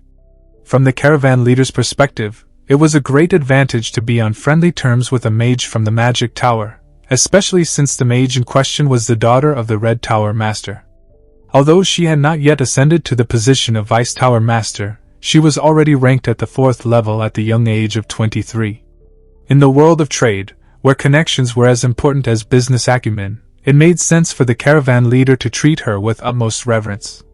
While Alone himself was also in a position where important connections naturally gravitated toward him, it seemed that the caravan leader, unaware of Alone's recent rise as a faction leader, had decided not to bother building a relationship with him. More precisely, it was likely that the caravan leader had wanted to befriend both sides but, due to the mage's ongoing conflict with Alone, chose to focus all efforts on her.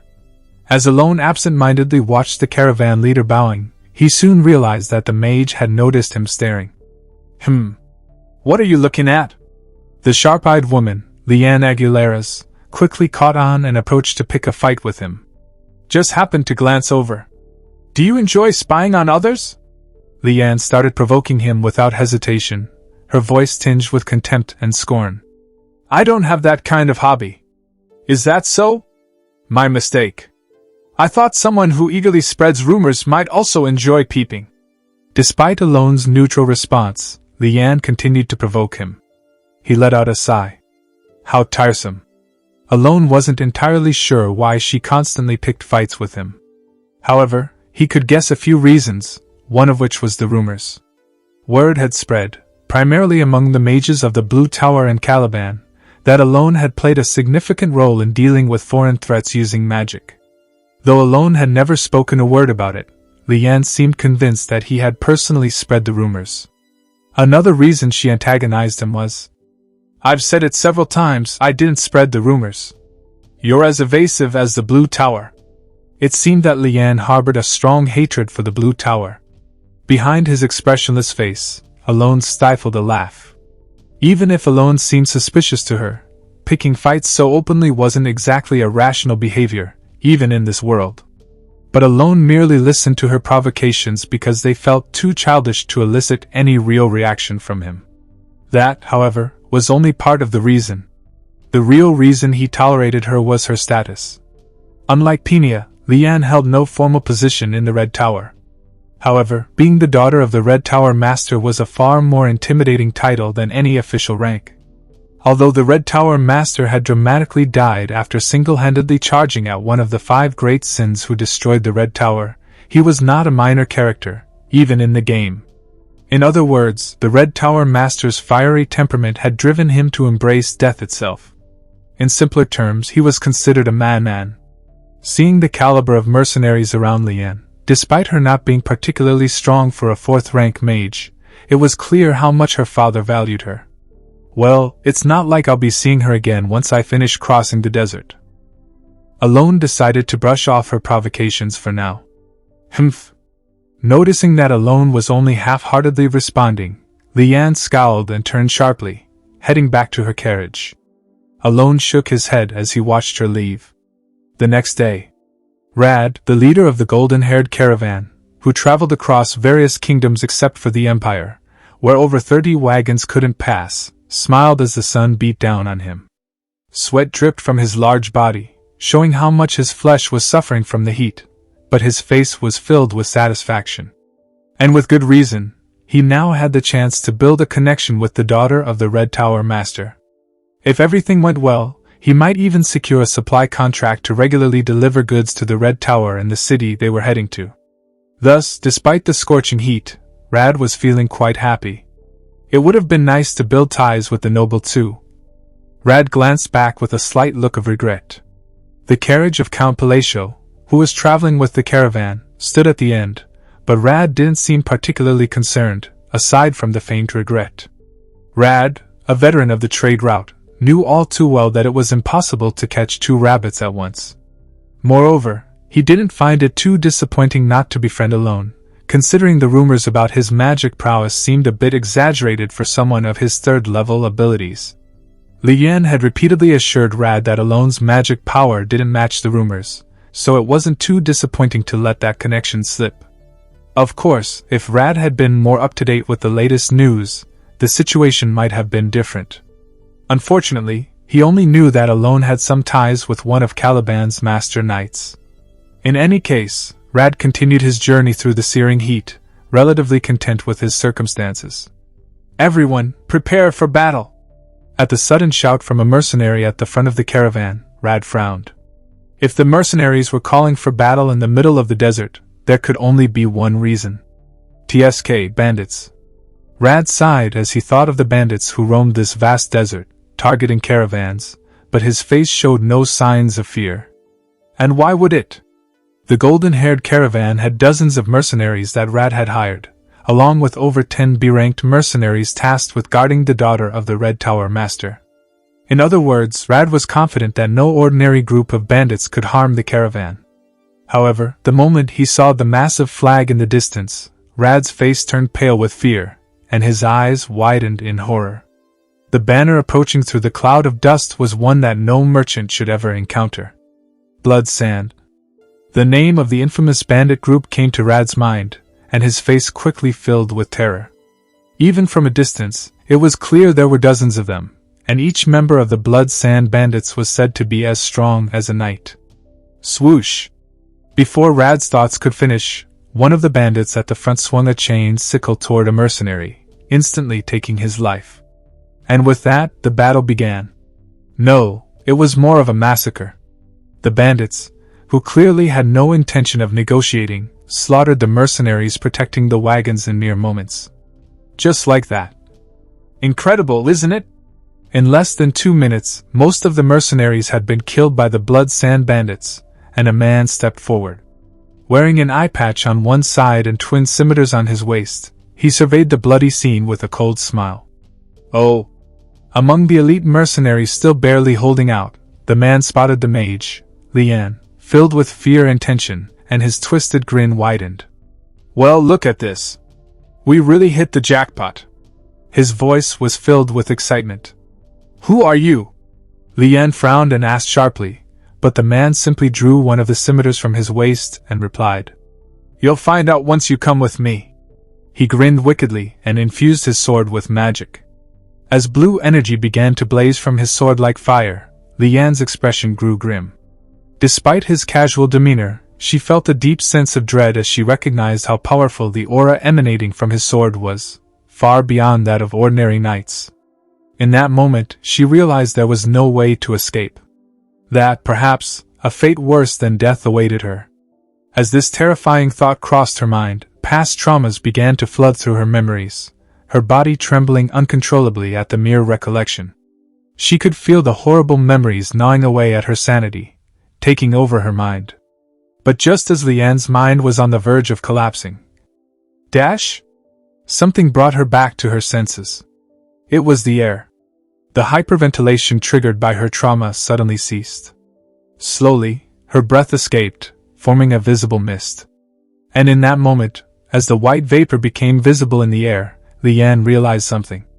The air, which had been suffocatingly hot just moments ago, had now turned icy cold. What? As Lian stood there, dumbfounded, she noticed that the twisted grin on the man's face had also morphed into a look of confusion. Not only had the once hot ground grown cold, but frost had begun to form on the sand. And then, step. In the dead silence, the sound of footsteps echoed. The bandits turned their attention toward the sound. The mercenaries, who had been tense and fearful just moments ago, also shifted their gaze. The man, who had been holding his scimitars and targeting Lian, turned his eyes as well. And there, where Lian, who had just been consumed by her trauma, now stared. A man was walking forward. Step. His pace was neither hurried nor slow. Step. His expression remained impassive, as though the situation held no significance for him. Step. The ashen energy flowing from his bracelet merged with the surrounding cold, and finally, he stopped. At that moment, "Freeze!" Count Palacio murmured a phrase. Chapter 38. Lian Aguilera's doesn't like lies. It goes beyond mere dislike, she despises them. This hatred stems from her experiences growing up as the daughter of a Red Tower master. She enjoyed abundant privileges, but with that came countless lies and deceptions. Lies that were so intense they left her traumatized. Thus, she came to hate lies with an almost compulsive aversion, and this loathing intensified when the liar in question was a magician, a result of the trauma from her childhood. So, when Lian Aguilera's first met Count Palacio, she instinctively despised him.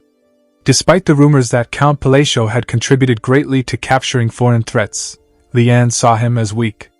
He lacked the eye that is essential for becoming a high-ranking magician, but Lian, having a decent amount of talent, could easily see Alone's mana. It was pitiful, barely a flicker of power. While he was undoubtedly a magician, the meager amount of mana he possessed wouldn't even qualify him to reach the second tier.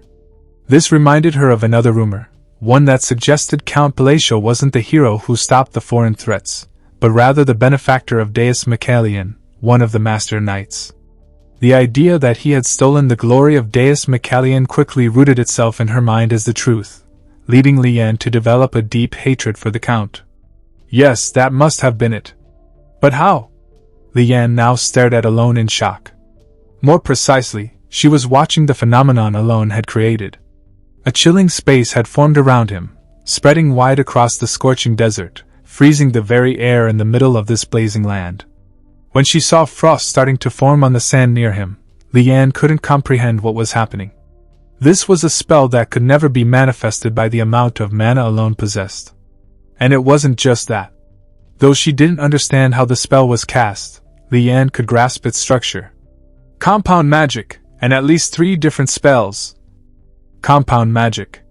To explain it theoretically would take a long time, but simply put, it refers to linking 2 or more spells together. Of course, linking spells is no easy task. Various elements must be added to implement magic, but the basic arrangement structure must still be followed.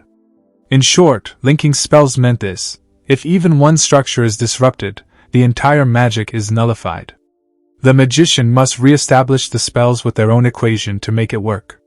The difficulty of linking increases exponentially with each additional spell, making it a challenge that only magicians of at least the 5th tier can attempt. That's why, as Lian dumbly watched Alone prepare his next spell, she witnessed something. The man with the eye patch, who had been standing in front of her just moments ago, had suddenly reached alone. No one had noticed how it happened. It was over in an instant. Mercenaries, who belatedly realized that protecting alone was their best strategy, quickly turned their bodies. Lian, too, instinctively started to prepare her magic to aid alone, but it was already too late. The man with an eye patch was standing before Alone with a sly smile, poised to swing his twin scimitars. However, what Lian saw was not Alone's head being severed. Freeze! Snap dash! It was the man with an eye patch, frozen in place. Frozen in the very posture of swinging his twin scimitars, the man turned into an ice statue in that brief moment. Shatter! With Alone's low murmur. Crack, crash! The ice shattered, and the body of the man who had driven them to despair was instantly broken into countless fragments. Silence. Whew! With a quiet exhale from Alone, a white breath once again swept over him. Retracting the hand that had formed the seals, even Lian couldn't fully comprehend. I'll give you a chance, he spoke, as if he had anticipated everything. Without any change in expression, he looked coldly at the group of bandits, who were now frozen in fear. Get lost. It was a quiet yet unmistakably clear pronouncement, carrying a sharp intent that no one could misinterpret. With just a single attack, the bandits, having lost their leader in an instant, hesitated briefly before turning to flee in all directions. Watching Alone calmly dispel his magic as if nothing had happened, Lian realized just how ignorant she had been and continued to stare at him. A hint of admiration flickered in her eyes. As he watched the retreating figures of the bandits, who had fled in a heartbeat, Alone felt a sense of relief and bewilderment hidden behind his expressionless face. Things didn't go exactly as planned, but it worked out in the end, so that's a relief. Alone knew about the Bloods and Bandits. They appeared as part of a side story in the game. In the game, this bandits had a characteristic where, once their leader was dealt with, the remaining members would scatter. That was why he aimed to take down the leader quickly, and he had succeeded as intended. Though, it was unexpected that the leader had rushed at him before he had even fully manipulated the magic array. It seems reducing the penalty worked. Alone suddenly felt the searing desert heat seep back into his bones. The cold that had spread from him moments ago was from a spell he had spent over half a year developing after returning from Caliban, the extreme cold. This spell, which required the simultaneous use of spatial magic, frost magic, and maintenance magic, had the effect of temporarily transforming the surrounding environment to resemble the frozen tundra of the north. However, for Alone, this transformation was critical. The extreme cold was important because it allowed me to partially fulfill one of the 4 conditions required to twist the world's laws for killing foreign entities. Magic must be used on the land of extreme cold. In other words, the spell allowed him to reduce the number of penalties he bore from 4 to 3, making it quite valuable for him. The negative consequences of these conditions limited his magical abilities. The magic I linked with the extreme cold spell worked well. The difference in difficulty between bearing 1 fewer penalty is indeed substantial. Even though the spell itself became more powerful than I had initially expected, due to the belt. Though Alone felt momentarily disoriented by the unexpected surge in power. Well, I suppose that's a good thing. Shrugging his shoulders, he consciously reached for the ornament around his waist, a belt adorned with 3 amethysts, called the Belt of the Forgotten. This item doubled both the damage he inflicted and the damage he received, a feature that applied to Alone even with the 3 penalties he was carrying. If I can obtain that item here, I could remove 1 more penalty for sure.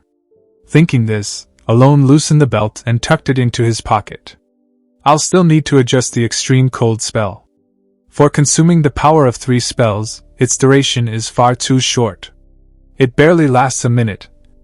I should look into improving that. With these thoughts in mind, he returned to the carriage. From that day, including the next, as they neared the desert city, 2 changes occurred in Alone's life.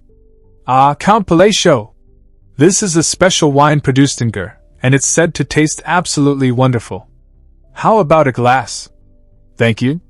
And this here is ham that I brought to sell as a local specialty in the city. Would you like to try it? It's incredibly delicious. The first change was the attitude of Rad, the head of the golden-haired caravan, which had shifted 180 degrees. In the span of just one night, Rad had presented Alone with even more lavish gifts than he had offered Lian over the past few days, acting as if he would give him anything, even his liver and heart. "If there's anything else you desire, please don't hesitate to let me know." Rad fawned over Alone so much that it seemed his hands would wear out from all the groveling, before disappearing after bowing deeply. That man's attitude changed 180, no, 360 degrees. Wouldn't 360 degrees mean he stayed the same? I meant his reaction changed that much. The second change was Count Palacio. Lian Aguilera's? Yes, if it's not an inconvenience, I'd like to discuss magic with you. Would that be alright? Lian Aguilera's attitude toward Alone had completely changed.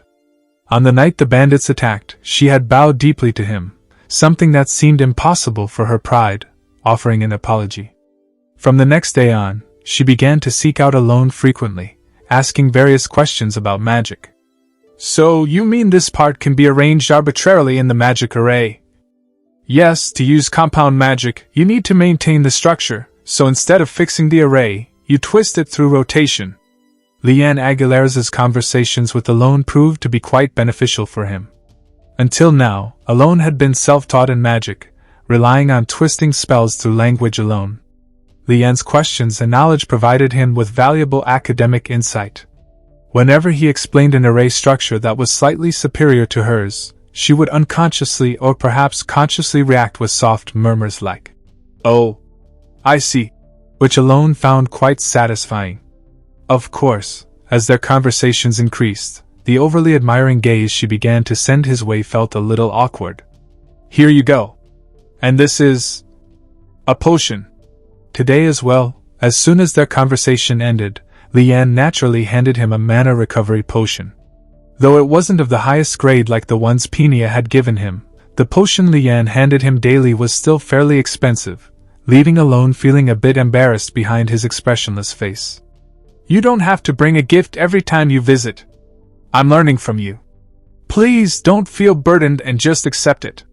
Since she insisted on giving him a potion almost every time they met, Alone eventually ended up receiving about 4 mana potions by the time they arrived at the desert city.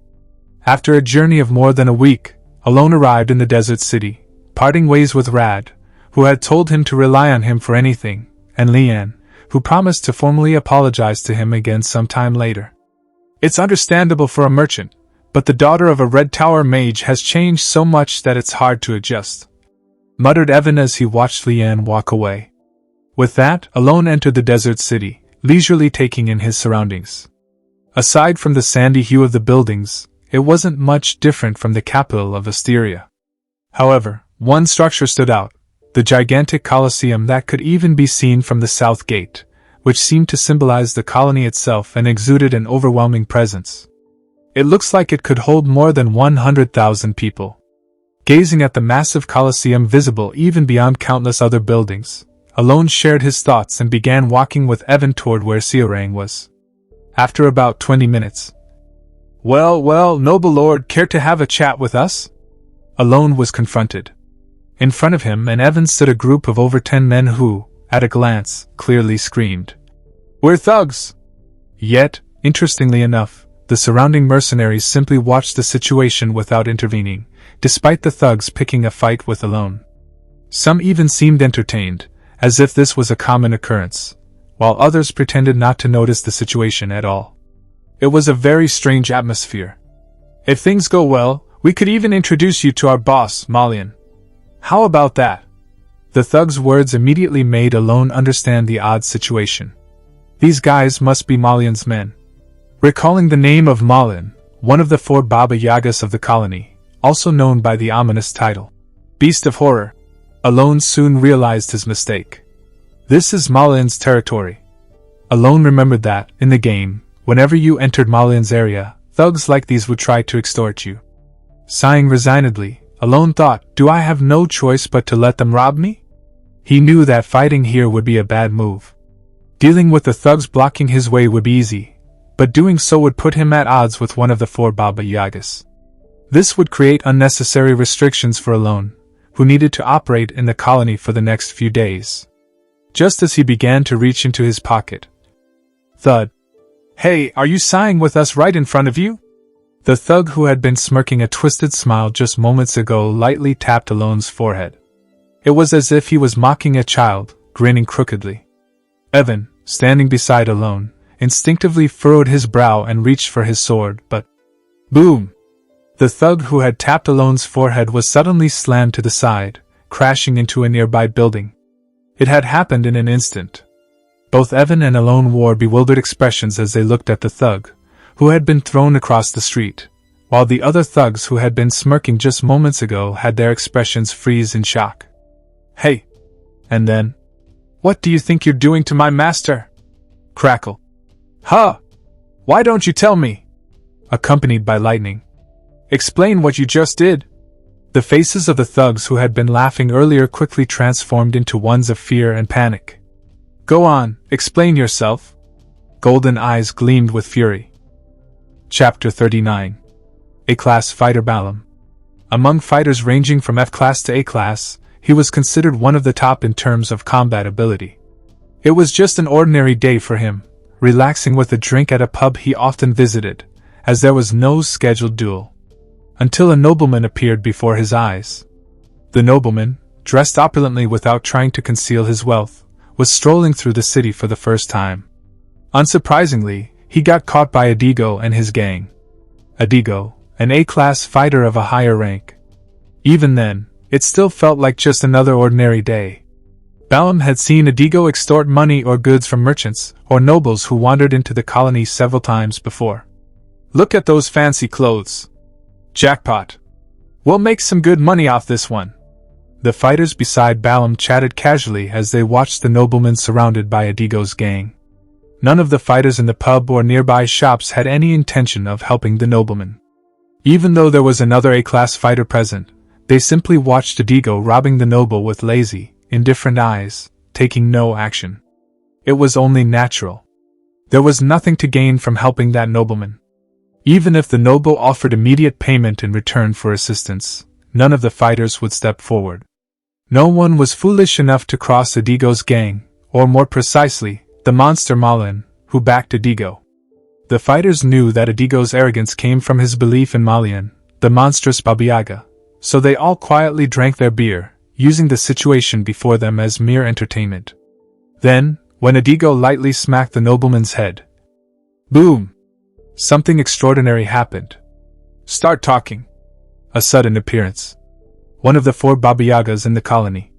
"Hey!" The atmosphere cracked with electricity as Seorang, the golden flash, appeared. Lightning, her signature, crackled around her body. "Which bastard?" Adigo, who had been knocked into the wall, stood up confidently but was left confused by Seorang's sudden entrance. "Seorang?" Mumbling in disbelief, it was as if he couldn't comprehend the situation, though he recognized the person standing before him. However, "What did you do to my master?" At Seorang's following words, Adigo's expression shifted from confusion to terror. "Arf!" Before he could react, Seorang grabbed Adigo's head and slammed it to the ground. Crack! The fighters could hear the chilling sound reverberating in their ears. But it didn't end there. Seorang, with a cold expression, grabbed Adigo's leg and flung him aside. Crash! Adigo was hurled into the pub. As he scrambled to get back up, he tried to speak. "Wait, I didn't know." Crack! Seorang grabbed his head again and smashed it into the counter. "For real?" Over and over. "Ack." Over and over. "If you keep doing this, my boss will." Over and over. Please spare." Crack. Silence.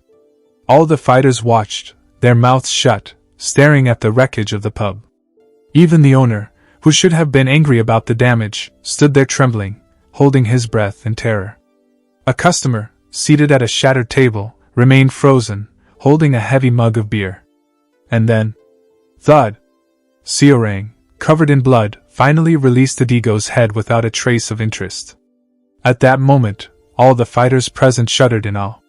Her speed was beyond their perception, and the way she effortlessly handled an A-class fighter like a mere underling left them in reverence. As Seorang, who hadn't even broken a sweat, glanced at the trembling thugs surrounding Alone. Boom! Crackle! In the blink of an eye, she had sent them all flying. They crashed into walls and windows, convulsing before going limp. The fighters, who had witnessed Seorang show no mercy and crush every opponent without emotion in the Colosseum, shuddered as they watched the Golden Flash, who had become a Baba Yaga, once again. Master! You're here! You should have told me! Before anyone realized it, Seorang, who was now smiling brightly and playfully wagging her golden tail, wrapped her arm around Alone's. Everyone around her froze for a moment. I've been waiting so long for Master to arrive. I prepared a lot of things, so let's go quickly. Regardless of the fighters' confusion, Seorang, still wagging her tail and grinning, pulled Alone along and started moving somewhere.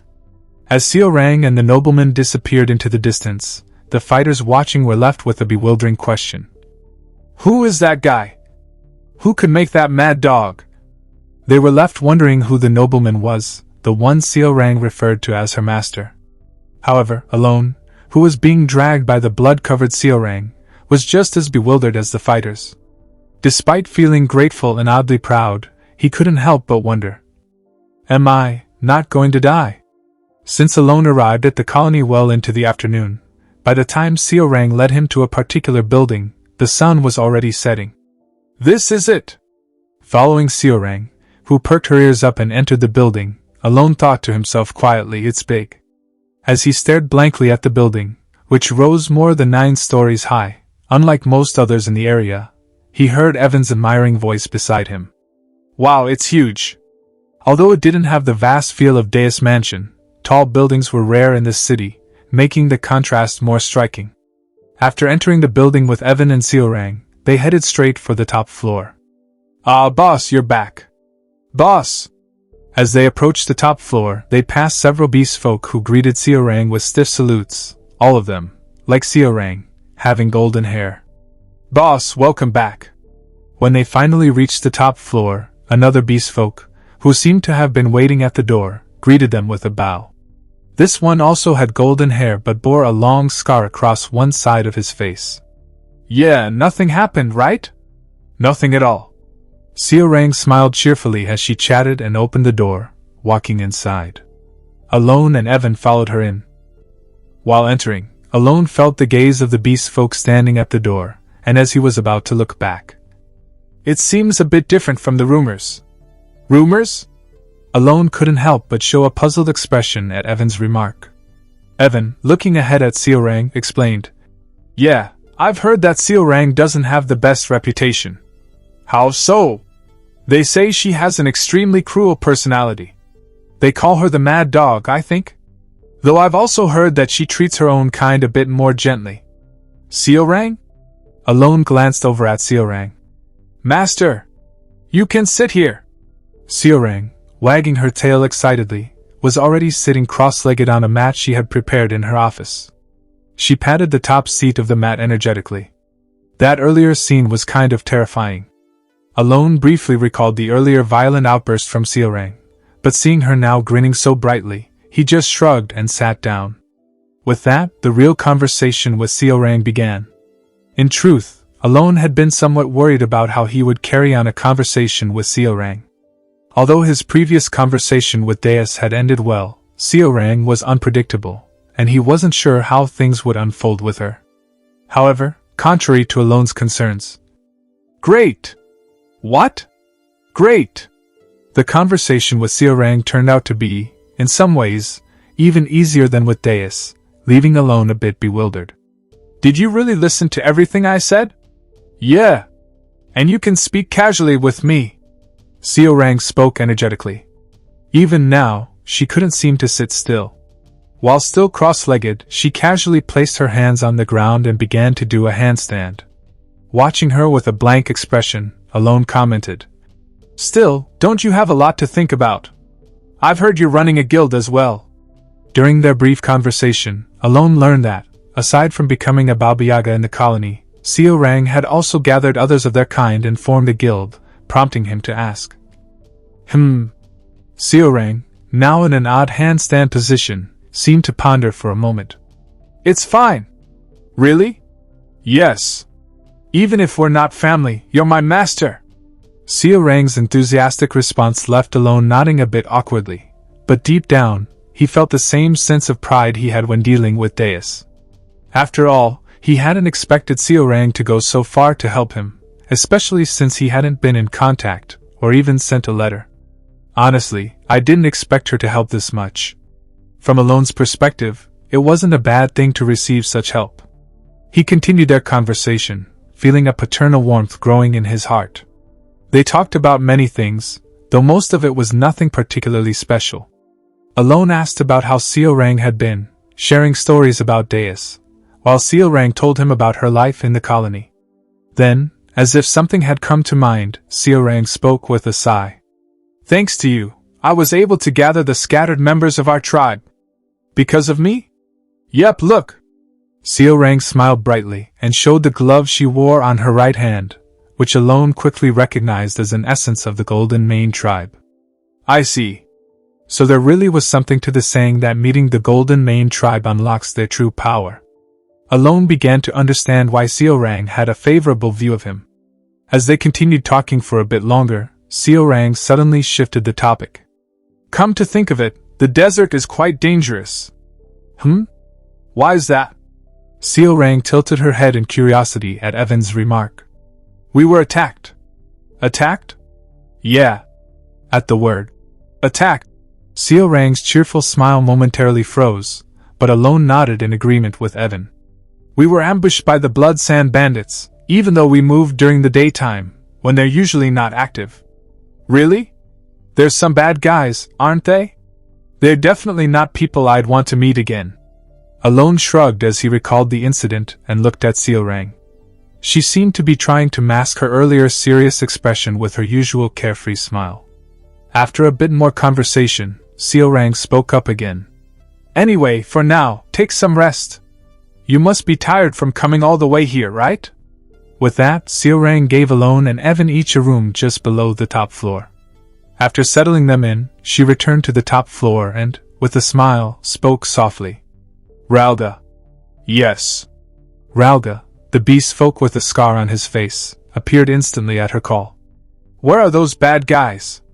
The Blood Sand Bandits have set up camp to the northeast, but there's something else I should mention.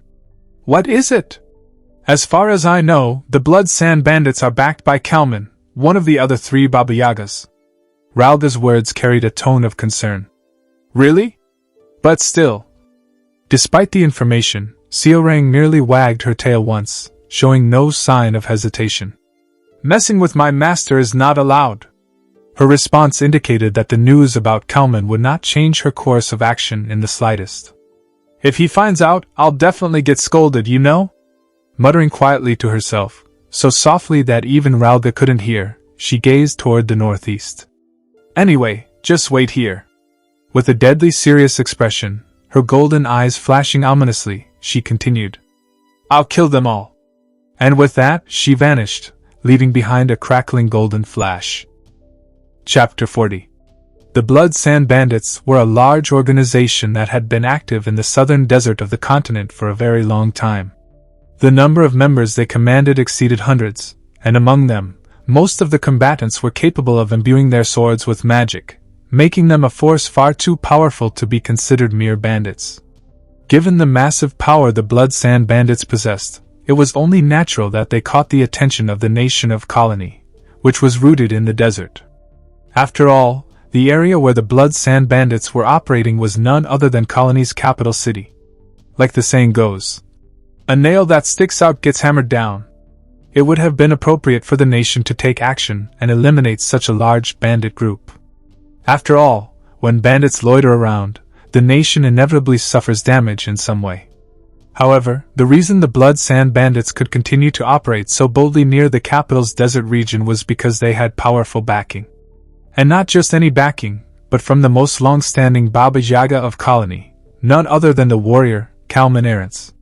With Kalman supporting them, the group that should have been wiped out long ago grew from dozens to hundreds over a span of 10 years.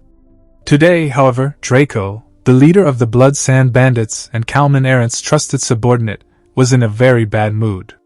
Jack is dead? Yes. The reason was that one of his men had gone out to raid a caravan today and was killed. Ha! Draco scowled in irritation. His frustration wasn't from the loss of a comrade, but because one of the laborers he had painstakingly raised had died meaninglessly. I had planned to train him a bit more and use him as an assassin. Clicking his tongue, Draco asked, "Who killed him?" "It seems he was killed by a noble while targeting a mage."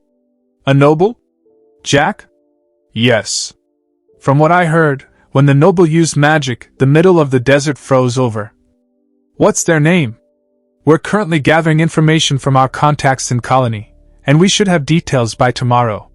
After a moment of contemplation, Draco responded, "Let me know as soon as we get the information." Naturally, Draco had no intention of letting the mage who killed Jack off the hook. I must avenge the waste of my resources.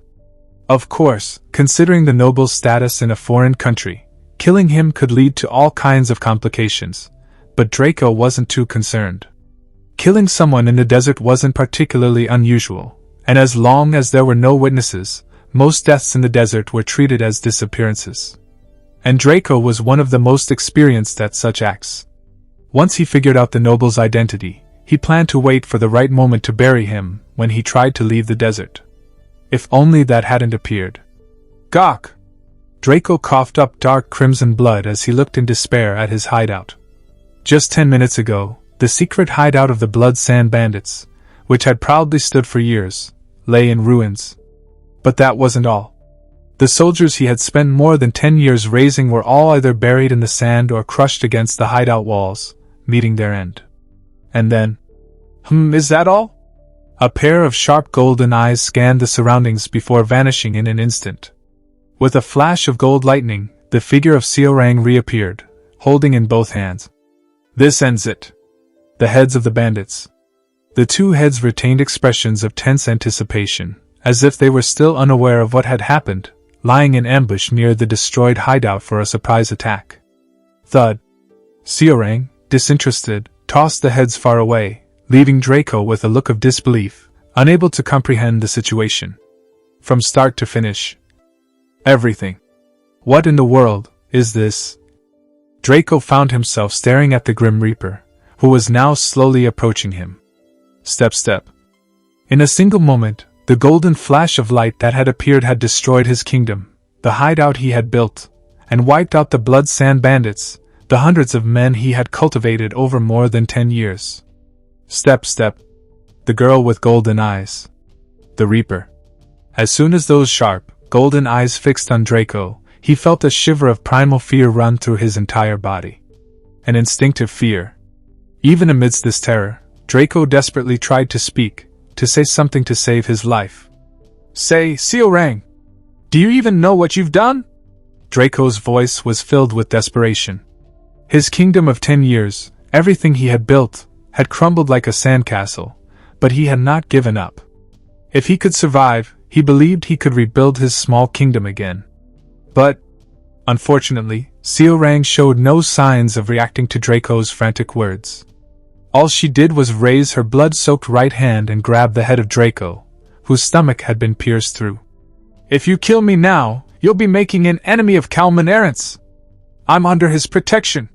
Sensing his impending death, Draco tried to invoke Kalman's name, hoping to escape, but the strength in Seorang's hand only tightened. "Is it money you want? Take it. Take all of it. Or do you want a tribute? I'll pay whatever tribute you want." His screams grew more frenzied, and at last he began to wail in despair as he fully realized his approaching death. "Why? Why are you doing this to me? Why?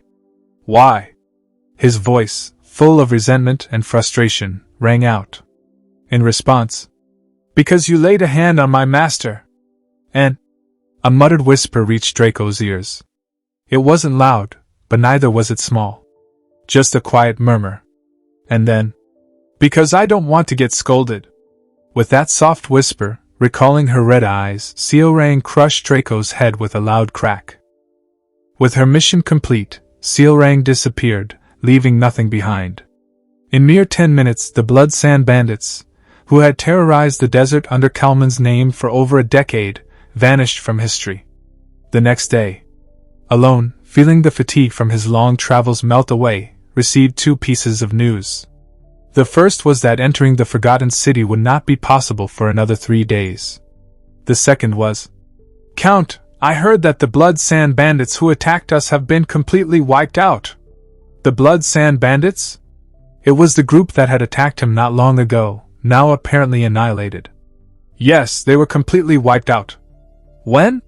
From what I've heard, it happened yesterday. An entire bandit group wiped out, and rumors already spread in a day. As Alone furrowed his brow in confusion, Evan nodded. The entire city is buzzing with the news.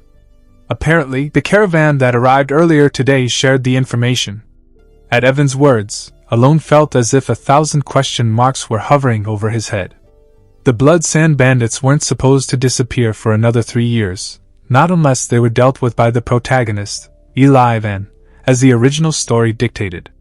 Why on earth did they suddenly vanish? With a puzzled expression, Alone tried to figure it out, but I took care of it. The answer came far more simply than expected. You did? Yep. Didn't I do a great job? At Seorang's innocent grin, both Alone and Evan slowly opened their mouths in astonishment. You dealt with the Blood Sand Bandits? Yup. Why? Alone asked instinctively. Well, didn't Master say so? Evan glanced at Alone as if to ask, did you? While Alone stared blankly at Evan. But that only lasted for a moment. You said you didn't want to see them again. I did say that, but if they're gone, you won't have to see them anymore, right?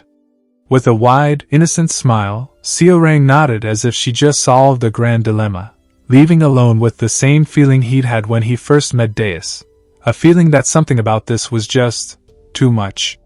But that moment of bewilderment soon passed, and Alone suddenly thought of something and asked, Wait, so you wiped out the entire Blood Sand Bandit group all by yourself?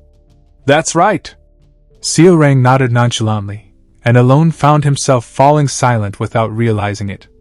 The Blood Sand Bandits he knew numbered in the hundreds, with most of the combatants capable of imbuing their weapons with magic, hardly the kind of group to be taken lightly. Moreover, Draco, the leader of the bandits, was someone who, as far as Alone knew, would be able to wield an aura blade 3 years from now. And yet Seorang had just single-handedly killed hundreds of knight-level combatants, including Draco, their leader. He knew that the title of Baba Yaga wasn't something one could earn lightly, but wasn't this a bit stronger than he had expected? Alone stared blankly at Seorang, who was grinning carefreely, and suddenly recalled that in the future, she would become the embodiment of the sin of pride. With that thought, he found his posture becoming more reverent. This was 3 days before their departure for the Forgotten City.